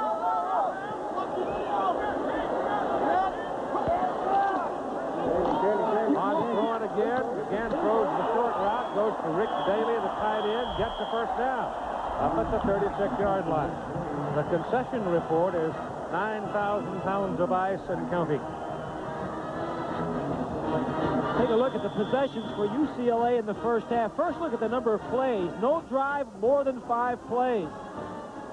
Got 2 field goals because of one of them was a turnover, and then the 1 touchdown was a 6-yard drive. So UCLA offensively has really not done anything. Bonds goes underneath again, throws to Caleb Carter, his fullback, who had just come into the game, and Carter gets up close to the 40-yard line. That'll be a short pickup, maybe 4 yards. But, you know, it looks like right now that if UCLA is patient enough, they might be able to nickel and dime. Well, that's what they're doing. 3 plays in the second half, all 3 passes. That may tell you what Homer Smith told them offensively at halftime. Here going to a shotgun on 2nd down. 2nd down and 6. Trying to set up a screen and get it set up for Carter, the fullback. And he turns a pretty good play up to midfield, but it gets a penalty flag, and you've got a Brewer and you've got Moore. And the safety man, I think it is Terry Ray of Oklahoma, pointing at each other. So I think that's where the penalty is going to come from, and it just depends. It'll be a clip against the Bruins. So the screen pass works fine. Bonds took punishment. Carter made a fine run. Ball was at midfield, and they wipe it out on a clip. You know, Keith, we said in the opening, I think you mentioned it, that there is a huge improvement from the first ball game to the second game. And I think this is one of the reasons, because when you come out, play your first ball game, all of these mistakes crop up. In the special teams, you fumble the football, you do things, silly things downfield like that. You correct those things with these young people while they don't play in the second game. Michael Moore, 19, is in. He's a redshirt freshman. Should be ticketed to stardom. He's a very good athlete, but he's not seen the ball yet today. It's 2nd down and 14. Bond's pass is picked off. That's good for 6, I think. Well, not quite. Penalty flag down as the interceptor, Darnell Walker, was roaming around. That's a pass that should never have been thrown. I mean, that's like picking a piece of bread off the plate. That's the 4th turnover for UCLA. 2 fumbles, and that's a pump and go. Yeah. You pump him and then go deep. Accepting team, 15 yards and force from the end of the run. First ball. Oklahoma's ball, 1st down. Well, they sort of fixed the mic for Bill Richardson, but not totally. A little stop. That ball has got to be there on time if you're going to throw that ball. As quick as Walker is, you need to have that ball in the air when he's breaking. Well, they were practicing that the other day, and you and I were watching them, and he was almost late with it every time. That was a perfect example of a hook and go. And that corner bit that quickly. You want to break out and then take up field. There you go. Pump him and go. Yes, sir. That's 6 the other way. There's nobody over there. 1st down for the Sooners at the 35. Williams. Ernest Williams picks up 8 yards. The big Sooner offensive front now starting to open up bigger holes. McKinley coming out, shaking a bit on that play as he made his block, and Rashid goes back at fullback for the Sooners. Gain of 8 on the play. 2nd and 2 on the run, 27. Defensive signals called by James Malone. He sets him up, playing an inside backer position. To go to the fullback, Rashid. He's got the 1st down and more. Inside the 10-yard line for the big fullback. Boy, he's a load, isn't he? 240 pounds. He was a great high school player in Kansas City. Suffered a serious knee injury in high school. Came back and played well his senior year. He was born Kenyon Walker, but his father was a devout Muslim. Take a look at this graphic right here. It's been some time since Oklahoma's had a big-time running back. 1st and goal from the 9-yard line. Ernest Williams will get a couple of yards to about the 7. Tuala. On with Twebby. And Shalinsky. Make the stop. Talking about those running backs. Kenyon was born Kenyon Walker. His father became a devout Muslim when Kenyon was 3, and he became Kenyon Ali Rashid. On a recruiting trip to Oklahoma, they served him pork, which Muslims don't eat. And then he signed. He came up here, and the first meal he saw bacon, and he just kind of laughed. Got it again and goes to the 5. Popped out the other side of the stack, but he had been whistled dead. But he was in that melee, and all of a sudden he squirted out the backside. That knee injury that he had in high school has slowed him some, but he still runs around a 4.6. Wears a knee brace. But they've had some great running backs, Keith, at this university. Urban, number 5, is into the lineup now. 3rd and goal from the 5-yard line.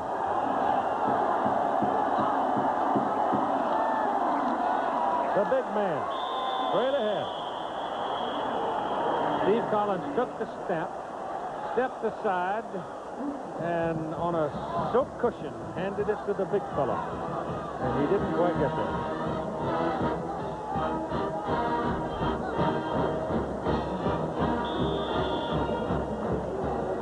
I tell you look at these offensive linemen come off the field. There are some big people out there. And they're not deep. Oklahoma does not have a lot of top offensive linemen this year. They've got 6 that they can play. I'm surprised that they're holding up so well. 20-yard field goal try. R.D. Lasher, low line drive, good. 6:13 to go in the 3rd quarter. The Sooners lead by 17. Did you know?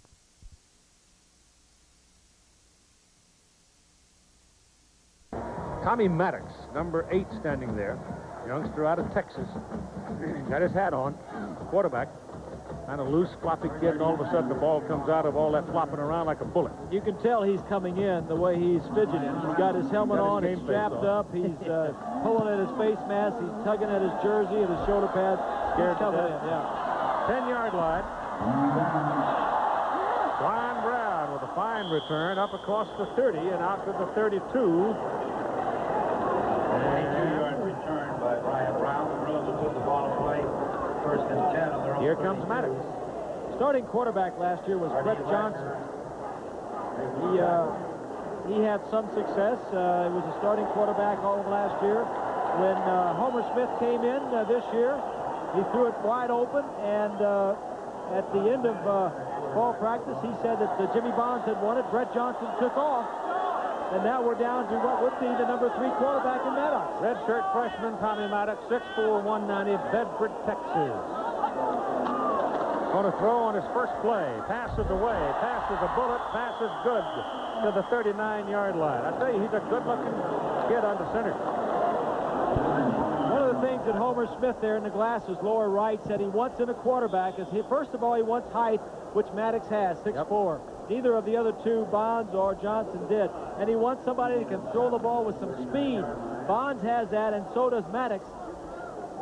It's just a matter of getting these young kids in there and getting them to develop the system. 2nd down and 2. Pitch goes. Will got it. Will searches around, dives ahead, does not get the 1st down. He went 2 steps too far down the line before he made his cut. You got to remember, if you're a UCLA fan, that this Oklahoma defense is a top defense. It's tough to break in a new system like Homer Smith is trying to do with UCLA when you're playing someone as quick and as agile as the Oklahoma Sooner defense. Well, they've taken Maddox out now, and this is the option quarterback. They brought Bertie Manuel. He's a darter. He's quick as a bullet. He's a dancer. And they don't get the 1st down, I don't think. It'll be awfully close. They just couldn't open the door on the right side of the line. It'd have been better off probably if Emmanuel had kept the ball. Well, 3rd and 1, Bert Emanuel is an option quarterback, one of the best around. And the threat of him running, they were hoping would spread everybody out. But that is their short yardage and goal line offense with Bert Emanuel. UCLA has not converted a third down to this point. They are 0 for 7 in the ball game. They've got one here by half a ball. Just barely. Go down. Does Maddox come back? Yeah, Maddox will come back in the ball game. Emmanuel is just short yardage. Take a look at the rushing comparison. The yards, Oklahoma has 241. Oklahoma has 241. UCLA only 27. That was UCLA's problem last year. They couldn't run the ball and they couldn't stop the run.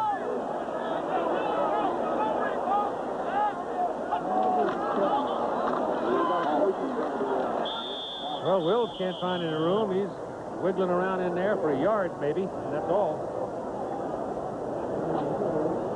35. 79 for UCLA. The center is Zeno, blocking against Dillard. Dillard is 6'7", and neutralizes Zeno very well.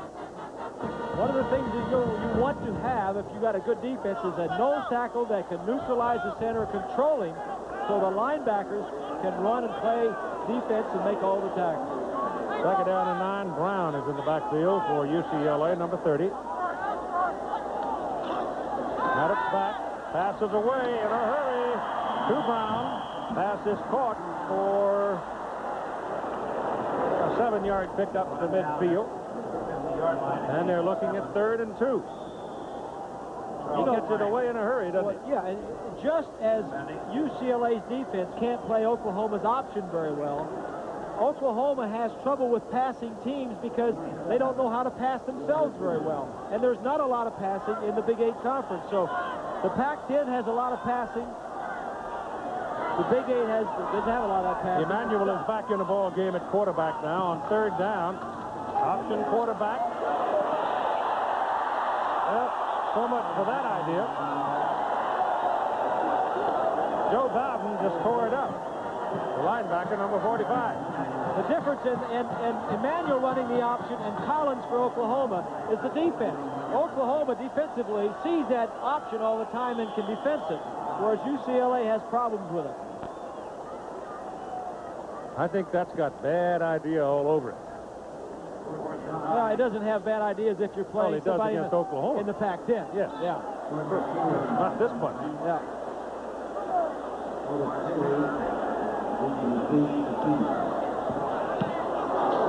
Punch away by Collar. Otis Taylor. And back to the 23. But I kind of like what your quarterback, Hall of Famer now. What do you think about Maddox here? He looked pretty good looking. Now you can answer when we come back. He's all right. 17-point lead, Oklahoma.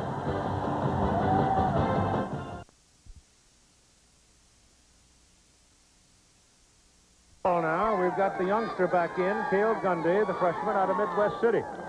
And the Sooners leading 31-14 have the ball first down at their own 23-yard line. Oklahoma defense has just shut down UCLA since early in the 2nd quarter.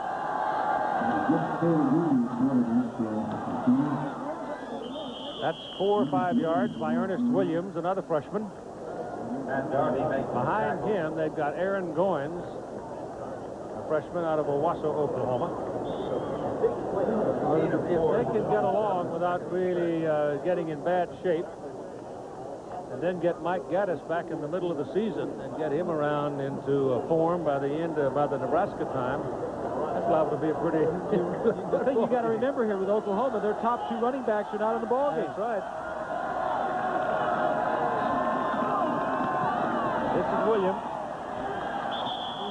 And they pin him down close at the 30-yard line. Oklahoma seems to have had good running backs forever, starting way back with Billy Vessels. Graduated in 1952. The red dots on the left side, obviously the Heisman Trophy winners. 3 Heisman Trophy running backs in Oklahoma. Not a bad crew. They've had kind of a drought, though, lately, Oklahoma has with running backs. Sooners went through the 80s without an All-American running back. It's been 8 years since they had an All-Big 8 first pick. 3rd down and 3. Williams will not get it. Malone. James Malone, who's a junior linebacker inside for the Bruins out of Dallas, Texas, put the hit on him. And number 58 took him down. And the Sooners will have to punt. Steve Collins has been hit with a cramp. That's why we were seeing Gundy, I'm told. John Riddell, the daddy of Brad Riddell, who's doing the punting for Oklahoma, he's the winningest active high school coach in Texas. And that punt is away at the high hanger, and LaChapelle takes it and gets a whole lot of lumps and bumps as a result of it. That town in Texas is Bedford. So we've got 8 seconds left to go in the third quarter. Southern California Trojans will be hosting the Penn State Nittany Lions. Lions got beat today by Texas at home, and they will not be a bunch of happy campers next week. You know that. Some of you will see Colorado, who just got by Stanford by the hair of their chinny chin the other night. And the Miami Golden Hurricane will be in California. Miami playing BYU today, or tonight, out in Provo. The defending national champion. First down for UCLA now, trying to get something going. Maddox out of the shotgun, gets the pass away, setting up a screen, and Bowden is right there. The pass was good to Smith, and Bowden was standing right there when the ball arrived, and that one didn't work either. The third quarter is over. Back with more after this message and the word from our ABC station.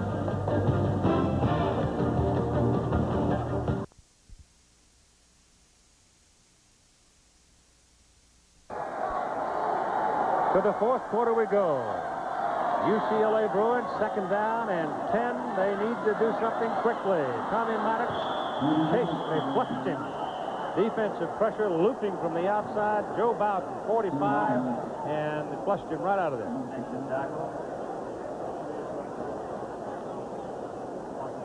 Freshman quarterback has dancing feet. Well, anytime you get in there as a young quarterback and they got this much heat on you, and you got happy feet, that's one of the problems. And it's not an ideal situation when you come in and you're 17 points behind. Third and 15.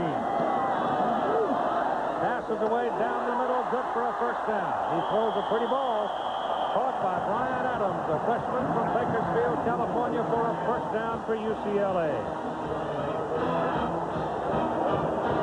Well, here he is up here. He's just going to come down and break to the center of the field. And as you said, he throws a nice ball. He's going to have good protection. Adams goes about 15, 18 yards, squares it in, throws it over the linebacker's head. And it's a big first down. At the 46-yard line.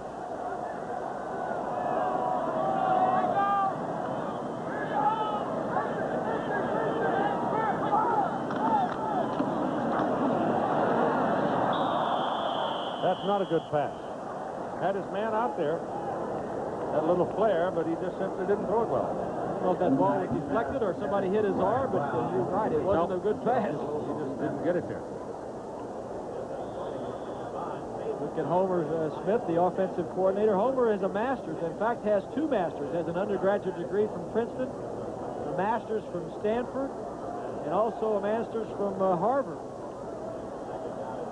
It's not helping him right here today. Second and 10.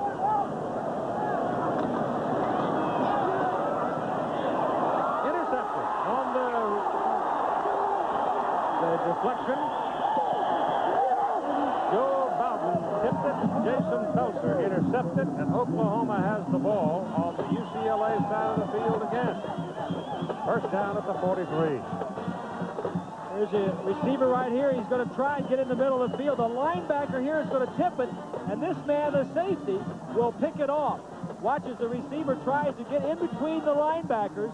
Problem here, Maddox is looking all the way. The linebacker comes back when he sees him looking inside, tips the ball up, and the safety, which he should do, is all aware. It keeps everything in front of him, sees it, and makes the easy interception. Steve Collins is back at quarterback. Brewer is back at tailback, and McKinley at fullback. And Collins pitches to Brewer. And the Sooners are turning it on now. First down at the 30. Here's Roger Twelby. Thank you very much, Keith. In Charlottesville, Opening drive of the second half, Terry Kirby, the 4-yard touchdown run. Virginia leads Clemson 13-7. Meanwhile, at Columbus, Robert Smith has just scored on a 2-yard run. Ohio State and Texas Tech tied at 10 late in the third. Let's go back to Keith Jackson. Thank you, Rod. First week of the season. Yep. Some teams that aren't supposed to win, and some that aren't supposed to lose, do lose. Yep. Running inside, Duo Brewer. Now, when he's out there on the field with the likes of Rashid and McKinley, he may look small, but he's 195 pounds. And he's quick. Well, he filled in last year when Gaddis was injured and gained over 100 yards the last 2 games of the season. In fact, he was the Big 8 Offensive Player of the Year, was Brewer. Homer Smith says that they don't win ball games in the trenches. Oklahoma's winning one in the trenches today. That defensive front is just... I think you're exactly right, Keith. And I think that is where UCLA has been down the last couple of years, and that is in the offensive and defensive lines. That's number 62, Medis, down on the field. Larry is a senior out of Gretna, Louisiana, 295-pounder, one of their veterans. He's got a cramp. You can see the trainer spraying the stuff on his leg. I'm out.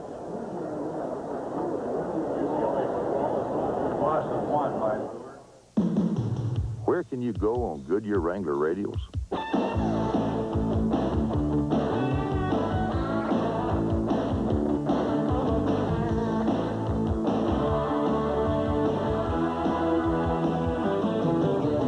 Where can you go on Goodyear Wrangler radials? Just about anywhere you want. Put on a set of Goodyear Wrangler radials, and you'll know why we say the best tires in the world have Goodyear written all over them. In baseball, if you traded today, you're playing somewhere else tomorrow. I know. I've played for the Twins, the Rangers, the Angels, and then some. And when you've got to move fast, you can't worry about selling your house. I let the Century 21 people worry about that. I trust them, and nobody works harder to get the job done. Hey, I love Century 21. Hey, Bert. Uh-oh. You got a second? I just wish I wasn't such a good customer. Chevrolet introduces the bigger-than-ever 4-door Chevy S10 Blazer. Now America's best-loved sport utility vehicle gives you 4 doors and standard 4-wheel anti-lock brakes. The bigger-than-ever, better-than-ever 1991 4-door S10 Blazer. Open one and see why nobody's winning like Heartbeat of America. Chevrolet. Today's truck is Chevrolet. The nation's top teams go head-to-head in exciting interconference matchups. 3 great regional games live on ABC's College Football next Saturday. Larry Medis, okay, cramp, rubbed it out, trotted off the field. Terran Manning has replaced him, and Manning is a city. 6'2", 325. Number 64. Oklahoma hasn't thrown a pass this half.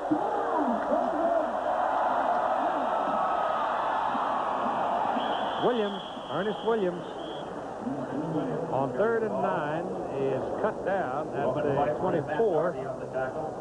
And let's see if that gets the field goal unit or the punter in. Matt Darby made that tackle. Manning, incidentally, has, Bob said, ate himself out of the job. Otherwise, he'd be starting over there where he should weigh about 280, man. Yeah. He weighs 325. Lasher for a 41-yard field goal try. A lot of leg. Good. Boy, he doesn't mess around, does he? When he gets set, that ball comes flying back and bang. But he keeps it low. He's going to get something slapped down one of these days. If you needed to turn a lot of information into a finished document of the highest copy quality, copy on both sides, reduce, enlarge, insert tabs, add covers, and make 12 perfectly bound booklets, all in about 10 minutes, then there's only one copier that can do the job, the Xerox 5090. Proof that quality starts with what customers need. Xerox, winner of the 1989 Malcolm Baldrige National Quality Award. A little brains, a little luck, and a lot of late nights. A good family, a good spot, and some good advice. That's the way it's supposed to be. And USF&G standing behind me. That's the way it's supposed to be. And USF&G standing behind me.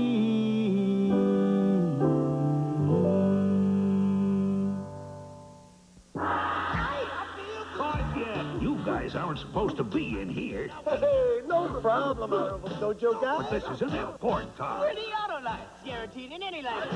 Sayonara. Kellogg's Product 19 has 100% of 10 essential vitamins and minerals. To get this from Wheaties, you'd have to eat 4 times as much. Fit that in your pantry. Count on 19. Product 19. The two coaches, Terry Donahue the left, Harry Gibbs the right. You can tell who's leading, can't you?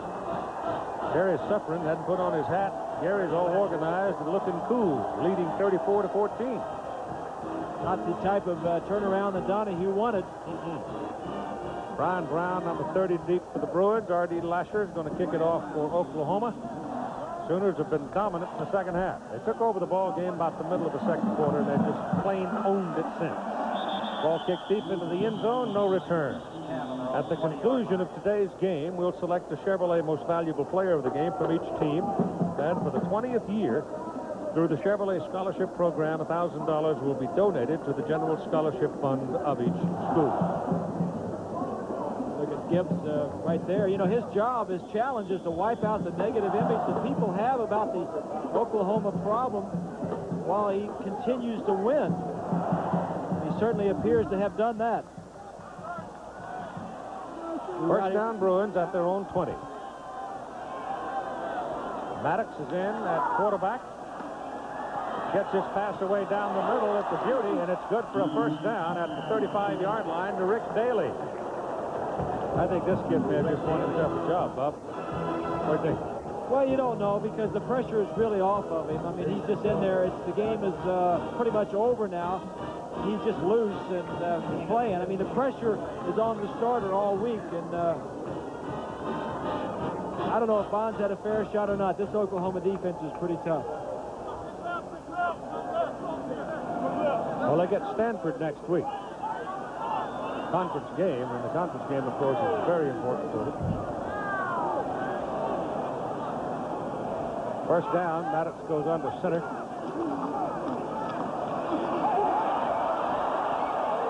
Dumps it off. Got it away to Kevin Smith. Instead of taking the sack, picked up about 4 yards. Tom Backus was the man, number 85 from Oklahoma, in pursuit of the quarterback. Gibbs is really trying to turn this program around. He's instituted a lot of new rules. Haircuts, we were out to practice yesterday. All the kids had haircuts, no earrings, their jackets on the road trips. Baseball caps are a thing of the past. He's increased the security in the dorms. As an academic advisor full-time, recruiting good citizens first and academically safe athletes, and not the type that they may have been recruiting in the past. They blow him dead. Didn't get rid of it in time.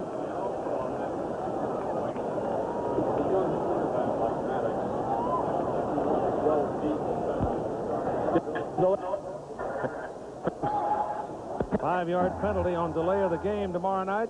You may not believe your eyes. You'll have seen Bill Murray, Rick Moranis, John Candy, Steve Martin involved in the wildest thing you've ever seen. The network premiere of The Little Shop of Horrors tomorrow night on the ABC Sunday night movie. You like to have that crowd turned loose in the town. Back to second down, 11 after the 5-yard penalty. Maddox was going to give it away and then kept it and took off for a first down. I think somebody was supposed to pass by him and take the ball, and nobody did, and he took off. Well, the problem was he turned to give it to the man on his right, and he was supposed to give it to the man on his left. But he did the next best thing. He ran where the runner was going to run. Watch the guy on the right side of the screen. See, he wants the ball. And Maddox turned to his right. This time I say, hey, listen to me. Take your playbook home with you. First down, though, from the 49-yard line.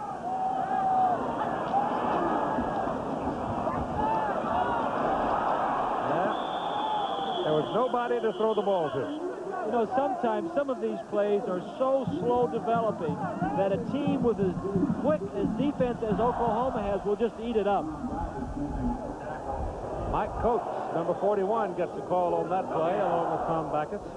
Second and 10. Howard Schnellenberger of Louisville getting off to a big start. He'd had a bad ball game last week, though, at a 10-10 tie at San Jose. Yep. Second down and 10.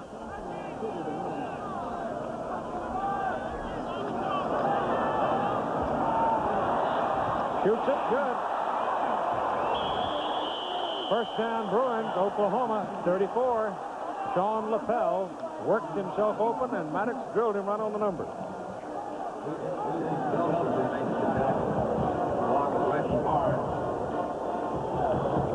Chappelle just going down in between the zones, finds an open area.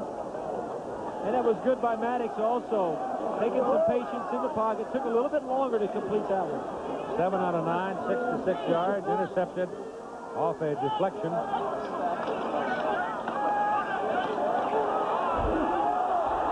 Another pass that should never have been thrown. And I saw him working on that pass and sideline thing. In the first place, you got to have a rifle arm to throw it. Second place, the timing is so exquisite. And that's the second time it's been intercepted. Well, the timing had nothing to do with that one. I mean, you can't, in practice, you do this and you just throw it. You got to look out there and make sure the guy's open before you throw it. He was going over to tackle, and that freshman Beavers just sends him a little message, but they think this fellow Audrey Beavers is going to be a great player. They do. They really do. But the quarterback, the point is, just because it's open in practice, you still have to look out there before you throw it in a ball game. Yep. And if he would have looked, he wouldn't have thrown that football. Cale Gundy, and he throws an interception. So the freshman quarterback trade interception. Matt Darby. The Bruins get it right back. Root now with one of the great ones in Oklahoma history, Steve Owen. A 69 Heisman Trophy winner, and Steve, you've got to be enjoying this game. Well, I tell you, it's been great. You know, we're a young football team, and to come out here and see them play as well as they have today, I know Coach Gibbs and staff, everybody has to be happy with it. The defense has played outstandingly. Well, before the year began, we talked about how good our defense was going to be. We got some great linebackers and some great down linemen, so I think with our speed and quickness, we're going to have a great team, a defensive team for the years out. Keith? There's a hammer. Oh, was he a hammer, huh? Steve Owen. First down. Bruins ball, 43, Oklahoma. Maddox bears it out. He's got a man. It's good. 4-yard line, Reggie Moore. We got 7:58 to play in the game. It's 34-14, Oklahoma. They've been crying for this all day long. Something deep down the field to stretch the defense. Watch Moore at the top. He's going to go down, break to the outside. The defensive back jumps on him, and you run by both of them. First and goal from the 4 for UCLA.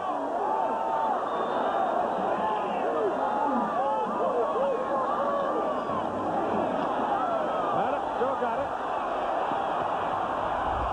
Left now by Frank Blevins, number 35.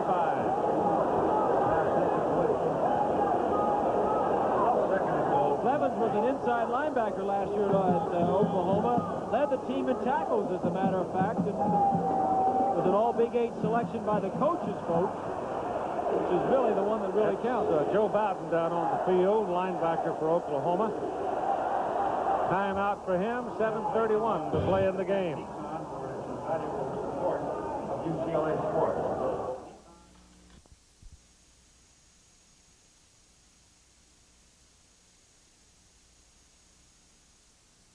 Maddox outside. He doesn't even see Blevins. The point being here, when you're outside and you have clear vision, you need to look that linebacker off. Look to the outside, fool him a little bit, or else you've got to have a quick release to get it by him. Second down, goal from the 4.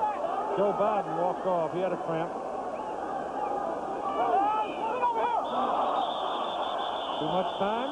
No, movement on the right side. Movement on the right side of the line.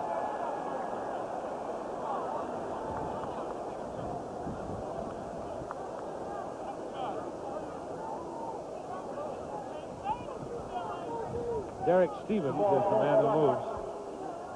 Watch this side of the line, the offensive line. The tight end starts. Then the right tackle says, I'll join you. And it cost him 5. And he brings it back to the 9.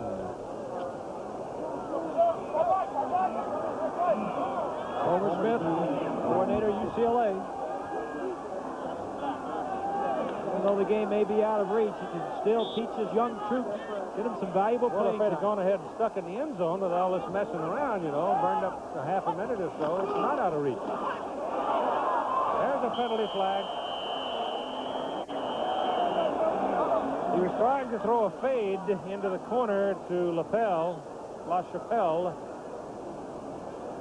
and he went the other way, and penalty flag went with the play, and it might have been a defensive hold. I don't know. Let's see.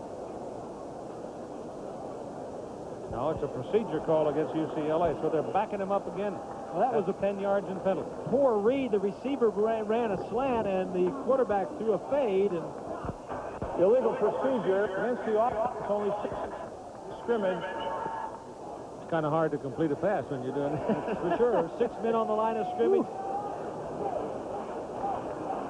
Ohio State come back to lead Texas Tech 17-10 in the 4th quarter. You know, first games of the year, teams don't really know how bad they are or how good they are. So the weak ones play stronger, and the stronger ones sometimes don't play as well as they should.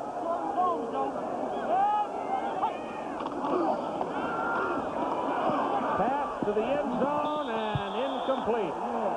La Chapelle was stumbling, lost his balance. He had beaten the defender. He was available, but he didn't have balance. And so he couldn't reach up and catch the ball. And the timing was messed up, too, Keith. He was open for a time, but by the time Maddox threw him the ball, he was pretty well covered again. 4th down.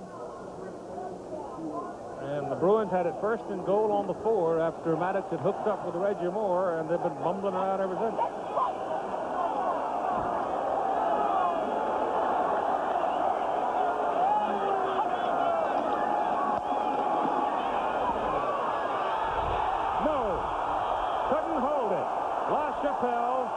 Had it in his hand. Belcher was with him, and he couldn't hold it. Well, this wasn't Maddox's fault. Here's La Chapelle right here. He's going to swing to the outside, but the outside receiver's going to be open, too. Either one that he wants, he could have thrown the football to. If I can clear this machine. Okay. Either man was open. Well, the man in the middle would have been easier, wouldn't it? Because you could have drilled it to him. Yeah. But, you know, in practice, this is probably the guy that's always open. Yep. But when you play a game, you've got to be honest. La Chapelle not having that good of a ball game. Fumbled the punt a little earlier. So the Sooners get it back at 7-17 with Cale Gundy in at quarterback. He turns and hands the ball off to Rashid, the big fullback. Ernest Williams is in at tailback right now. And I would imagine we're going to start seeing some of that second unit along the offensive front show up. Manning is in there at the guard position. Medice is not going back. Take a look at Donahue. I'm sure he's wondering, you know, we not played well, but offensively, you know, seeing La Chapelle drop that ball, they're on down to 3rd and 4th wide receivers. Scott Miller is not playing. Paul Richardson was his backup. He's not playing. He's got an ankle problem. La Chapelle is 3 deep. Williams got his head down and took off to about the 13-yard line. Monday night, ABC Sports, NFL Monday Night Football, defending Super Bowl champion 49ers in the Superdome against the New Orleans Saints in a Western Division contest. Live coverage at 9 Eastern, 8 Central, and 6 Pacific. Kind of hard, isn't it, Bob, to come right out of the blocks to start a season having to play a guy in your own division? It is. It very much is. And, you know, teams take the preseason different ways. They can come out gangbusters, or they can say, all right, now let's just ease into this. And you never know what's going to happen first game of the year, even in the pros when they play preseason games. Boy, that's a good hard run by Ernest Williams on 3rd down and 5. 3 people at least had their hand on him.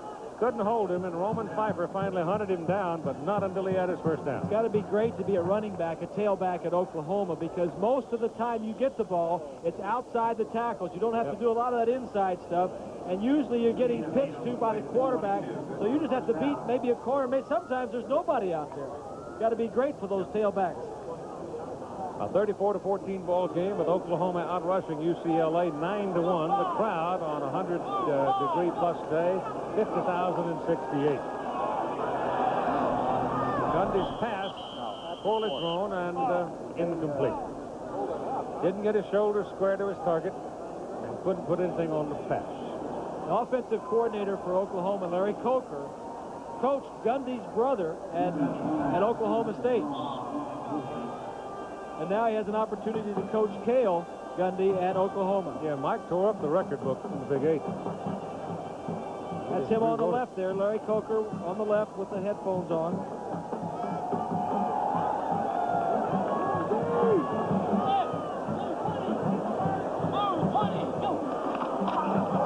That's the tailback, Williams. So they're seasoning that freshman pretty well today, too, aren't they? How many times did that happen, though, really? I mean, Oklahoma brings in a true freshman tailback, and they put him in, they plug him in, and he runs for 100 yards. That is, Williams has carried 13 times for 53 yards.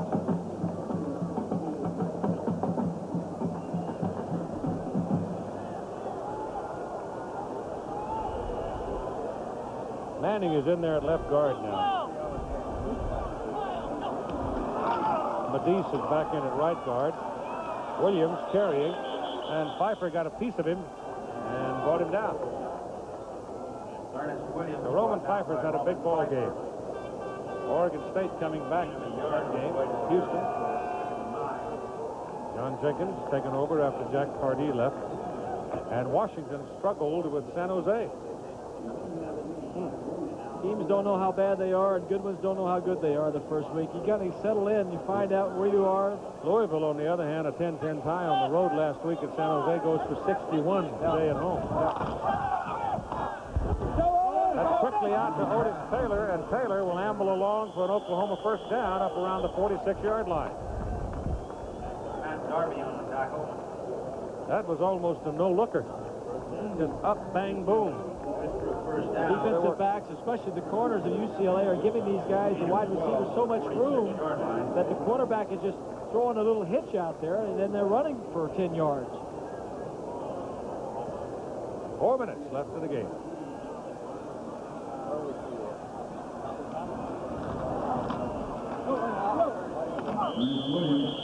Tailback carry him.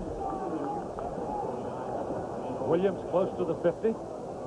The way they've run so far in today's game, Collins with 84 yards, Rashid 86, Brewer 57, Williams 58 now, and McKinley 12. Sooners have rambled for their normal on the ground. Trying to turn this program around from last year's 3-7-1. Donahue really shook up the staff. 5 new assistant coaches.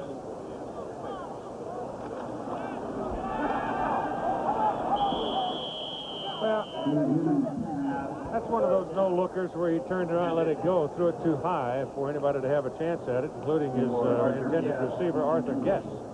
But that's also the kind of a pass play it looks to me like it go the other way real quick. Yep.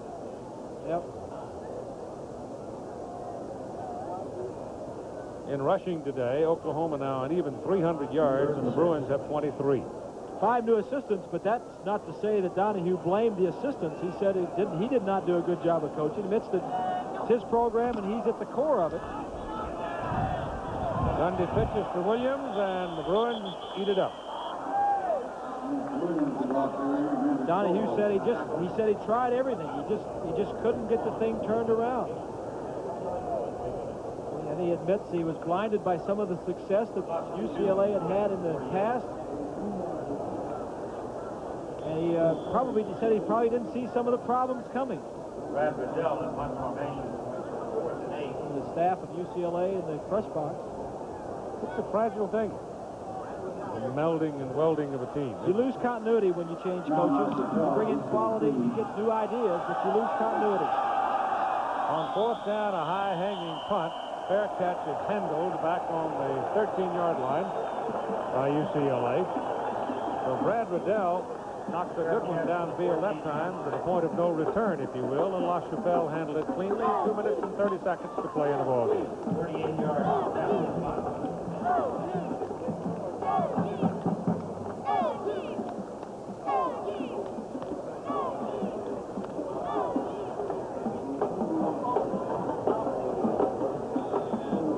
Make it the 14 for the Bruins, and Maddox is still in there at quarterback. They were down 1st and goal on the 4 and wound up with nothing. And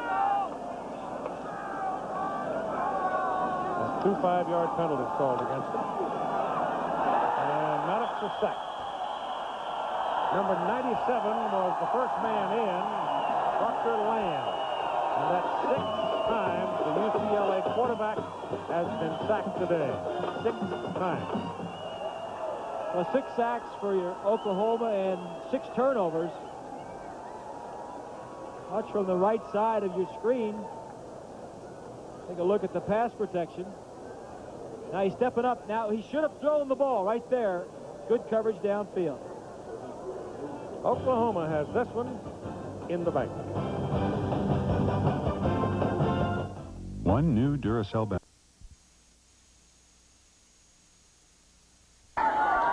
Quick handoff out of the shotgun to Maury Toy, who hasn't played much today, and he's up to the 10. The door shuts after 2 yards. Dr. Lamb on the tackle. No, it'll be 3rd down.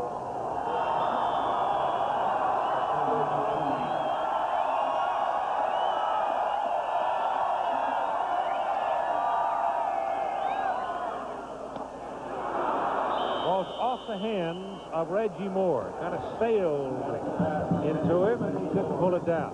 He was available, but simply couldn't rope it. And it brings up 4th down. Next week, Bob and I will have a chance to see Penn State test the mettle of the Southern California Trojans, who opened against Syracuse back at the Meadowlands, and Marinovich had a huge night, quarterback for the Trojans. I'm not sure that he's going to get a lot of Heisman votes right now around Troy, but you know, he has 2 or 3 weeks like that on national television, he becomes a viable candidate.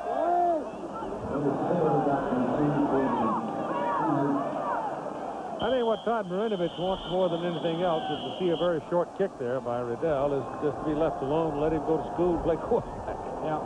Well, he's had a lot of attention growing up, and I think he just wants some little breathing room at this point. Yep. Average punt for 33 yards. Jackaroo for a moment. Keith, let's update you again on trying to beat the heat. We just talked to the chief concessionaire here at the Rose Bowl. Believe this, they sold over 10,000 gallons of liquids today. Good Lord. Ain't too hard to understand why. Bob got a cramp going to the back of the booth a minute ago. Aaron Goins is now in at tailback. And he gets to handle the ball.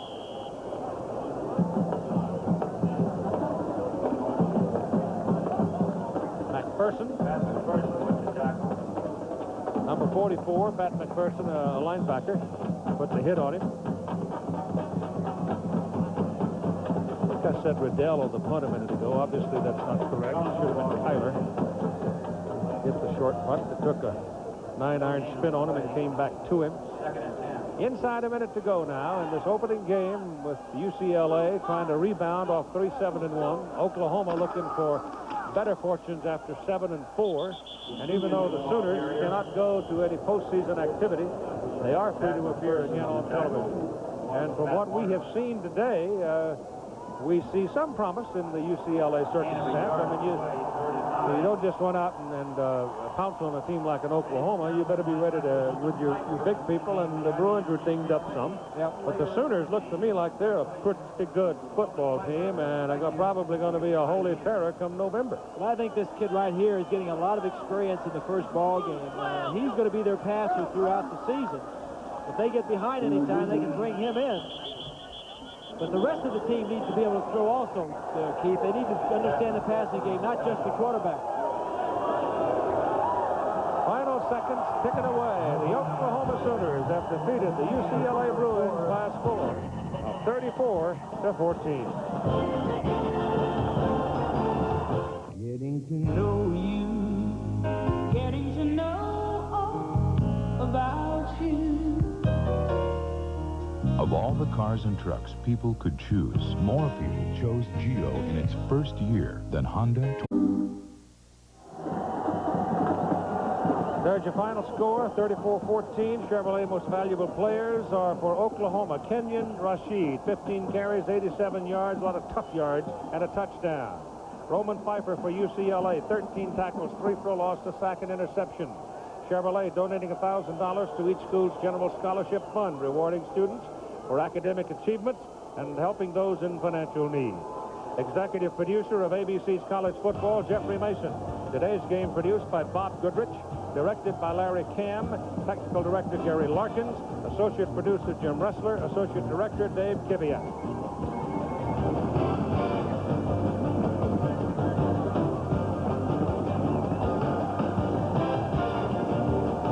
Oklahoma 34, UCLA 14.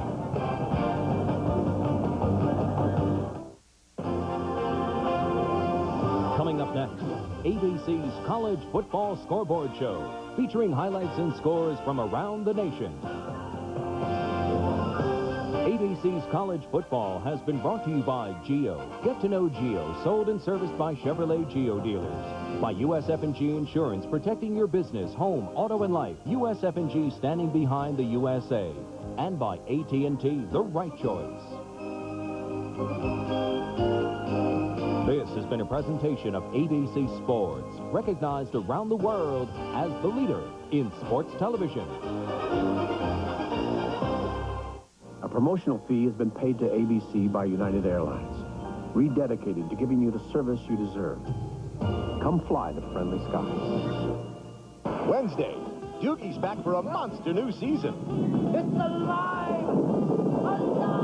Join him, whoa, for a bodacious birthday bash. Don't miss the season premiere of Doogie Howser, MD. Bravo! Bravo! Then it's a special edition of America's Funniest Home Videos, Wednesday. The thing about roads is they often come with bumps. The thing about the Infiniti Q45 Performance Luxury Sedan is it comes with all the amenities. Lots of bumps, all the amenities. It's a bump when you don't even feel it.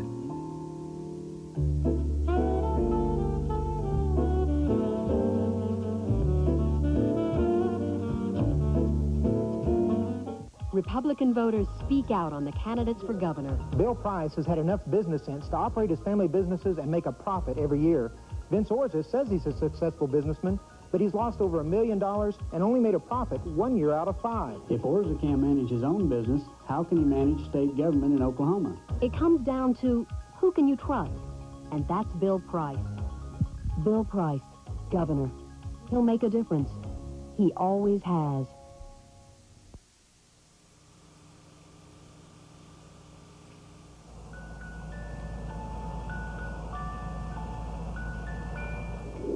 Yeah, the left thumb carotid, longitudinal angle, anterior approach. Got the jugular vein.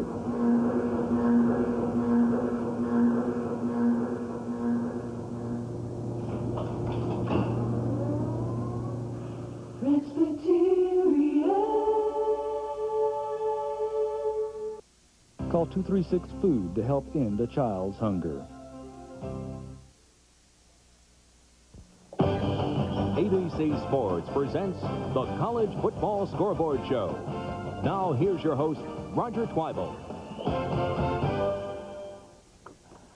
And hi, everybody. Welcome back to our ABC studios in New York. Of course, a lot of teams early in the season have yet to play. Games coming up, and then, of course, tonight. Big game between top-ranked Miami and Brigham Young. That game out in Provo, Utah.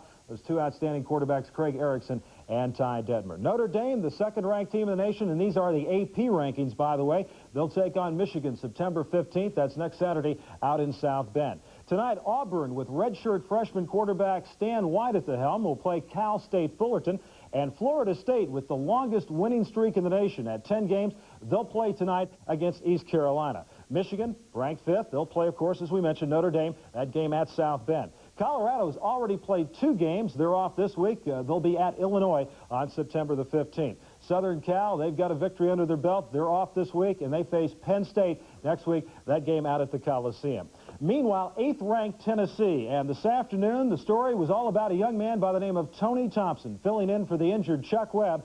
And what did Thompson do? Well, he didn't get off to a great start. He fumbled on the 3-yard line on the Volunteers' first possession of the game. And folks were wondering, gee, are we going to get Chuck Webb back? No, you're not. But it didn't take long for Tony Thompson to atone for his mistake. In the second quarter, watch him move, the little juke. He goes 80 yards on a touchdown. That put Tennessee up on top 17-7. And how about this play? 6'7", 300-pound Bernard Daphne. This is what they call the Ruski, where the guard gets to run with the football. And Daphne, he's a big man. He can move 32 yards on the touchdown run. The bottom of the screen, look at him go. Only the officials in his way. How about that? High tops and all. You got to love that. Now, Tony Thompson, folks, let's tell you, his real name is Mantonio Dion Thompson. And 248 yards, a couple of touchdowns. Great, great day. Now, Virginia and Clemson. Of course, the Cavaliers have not beaten Clemson in their previous 29 tries. It looks like they've got a shot at it today. Watch here in the first quarter, the Chain Cameron, 25 yards, the touchdown on the bootleg, and that gets Clemson up on top 7-0. But Virginia would come back big in the third quarter.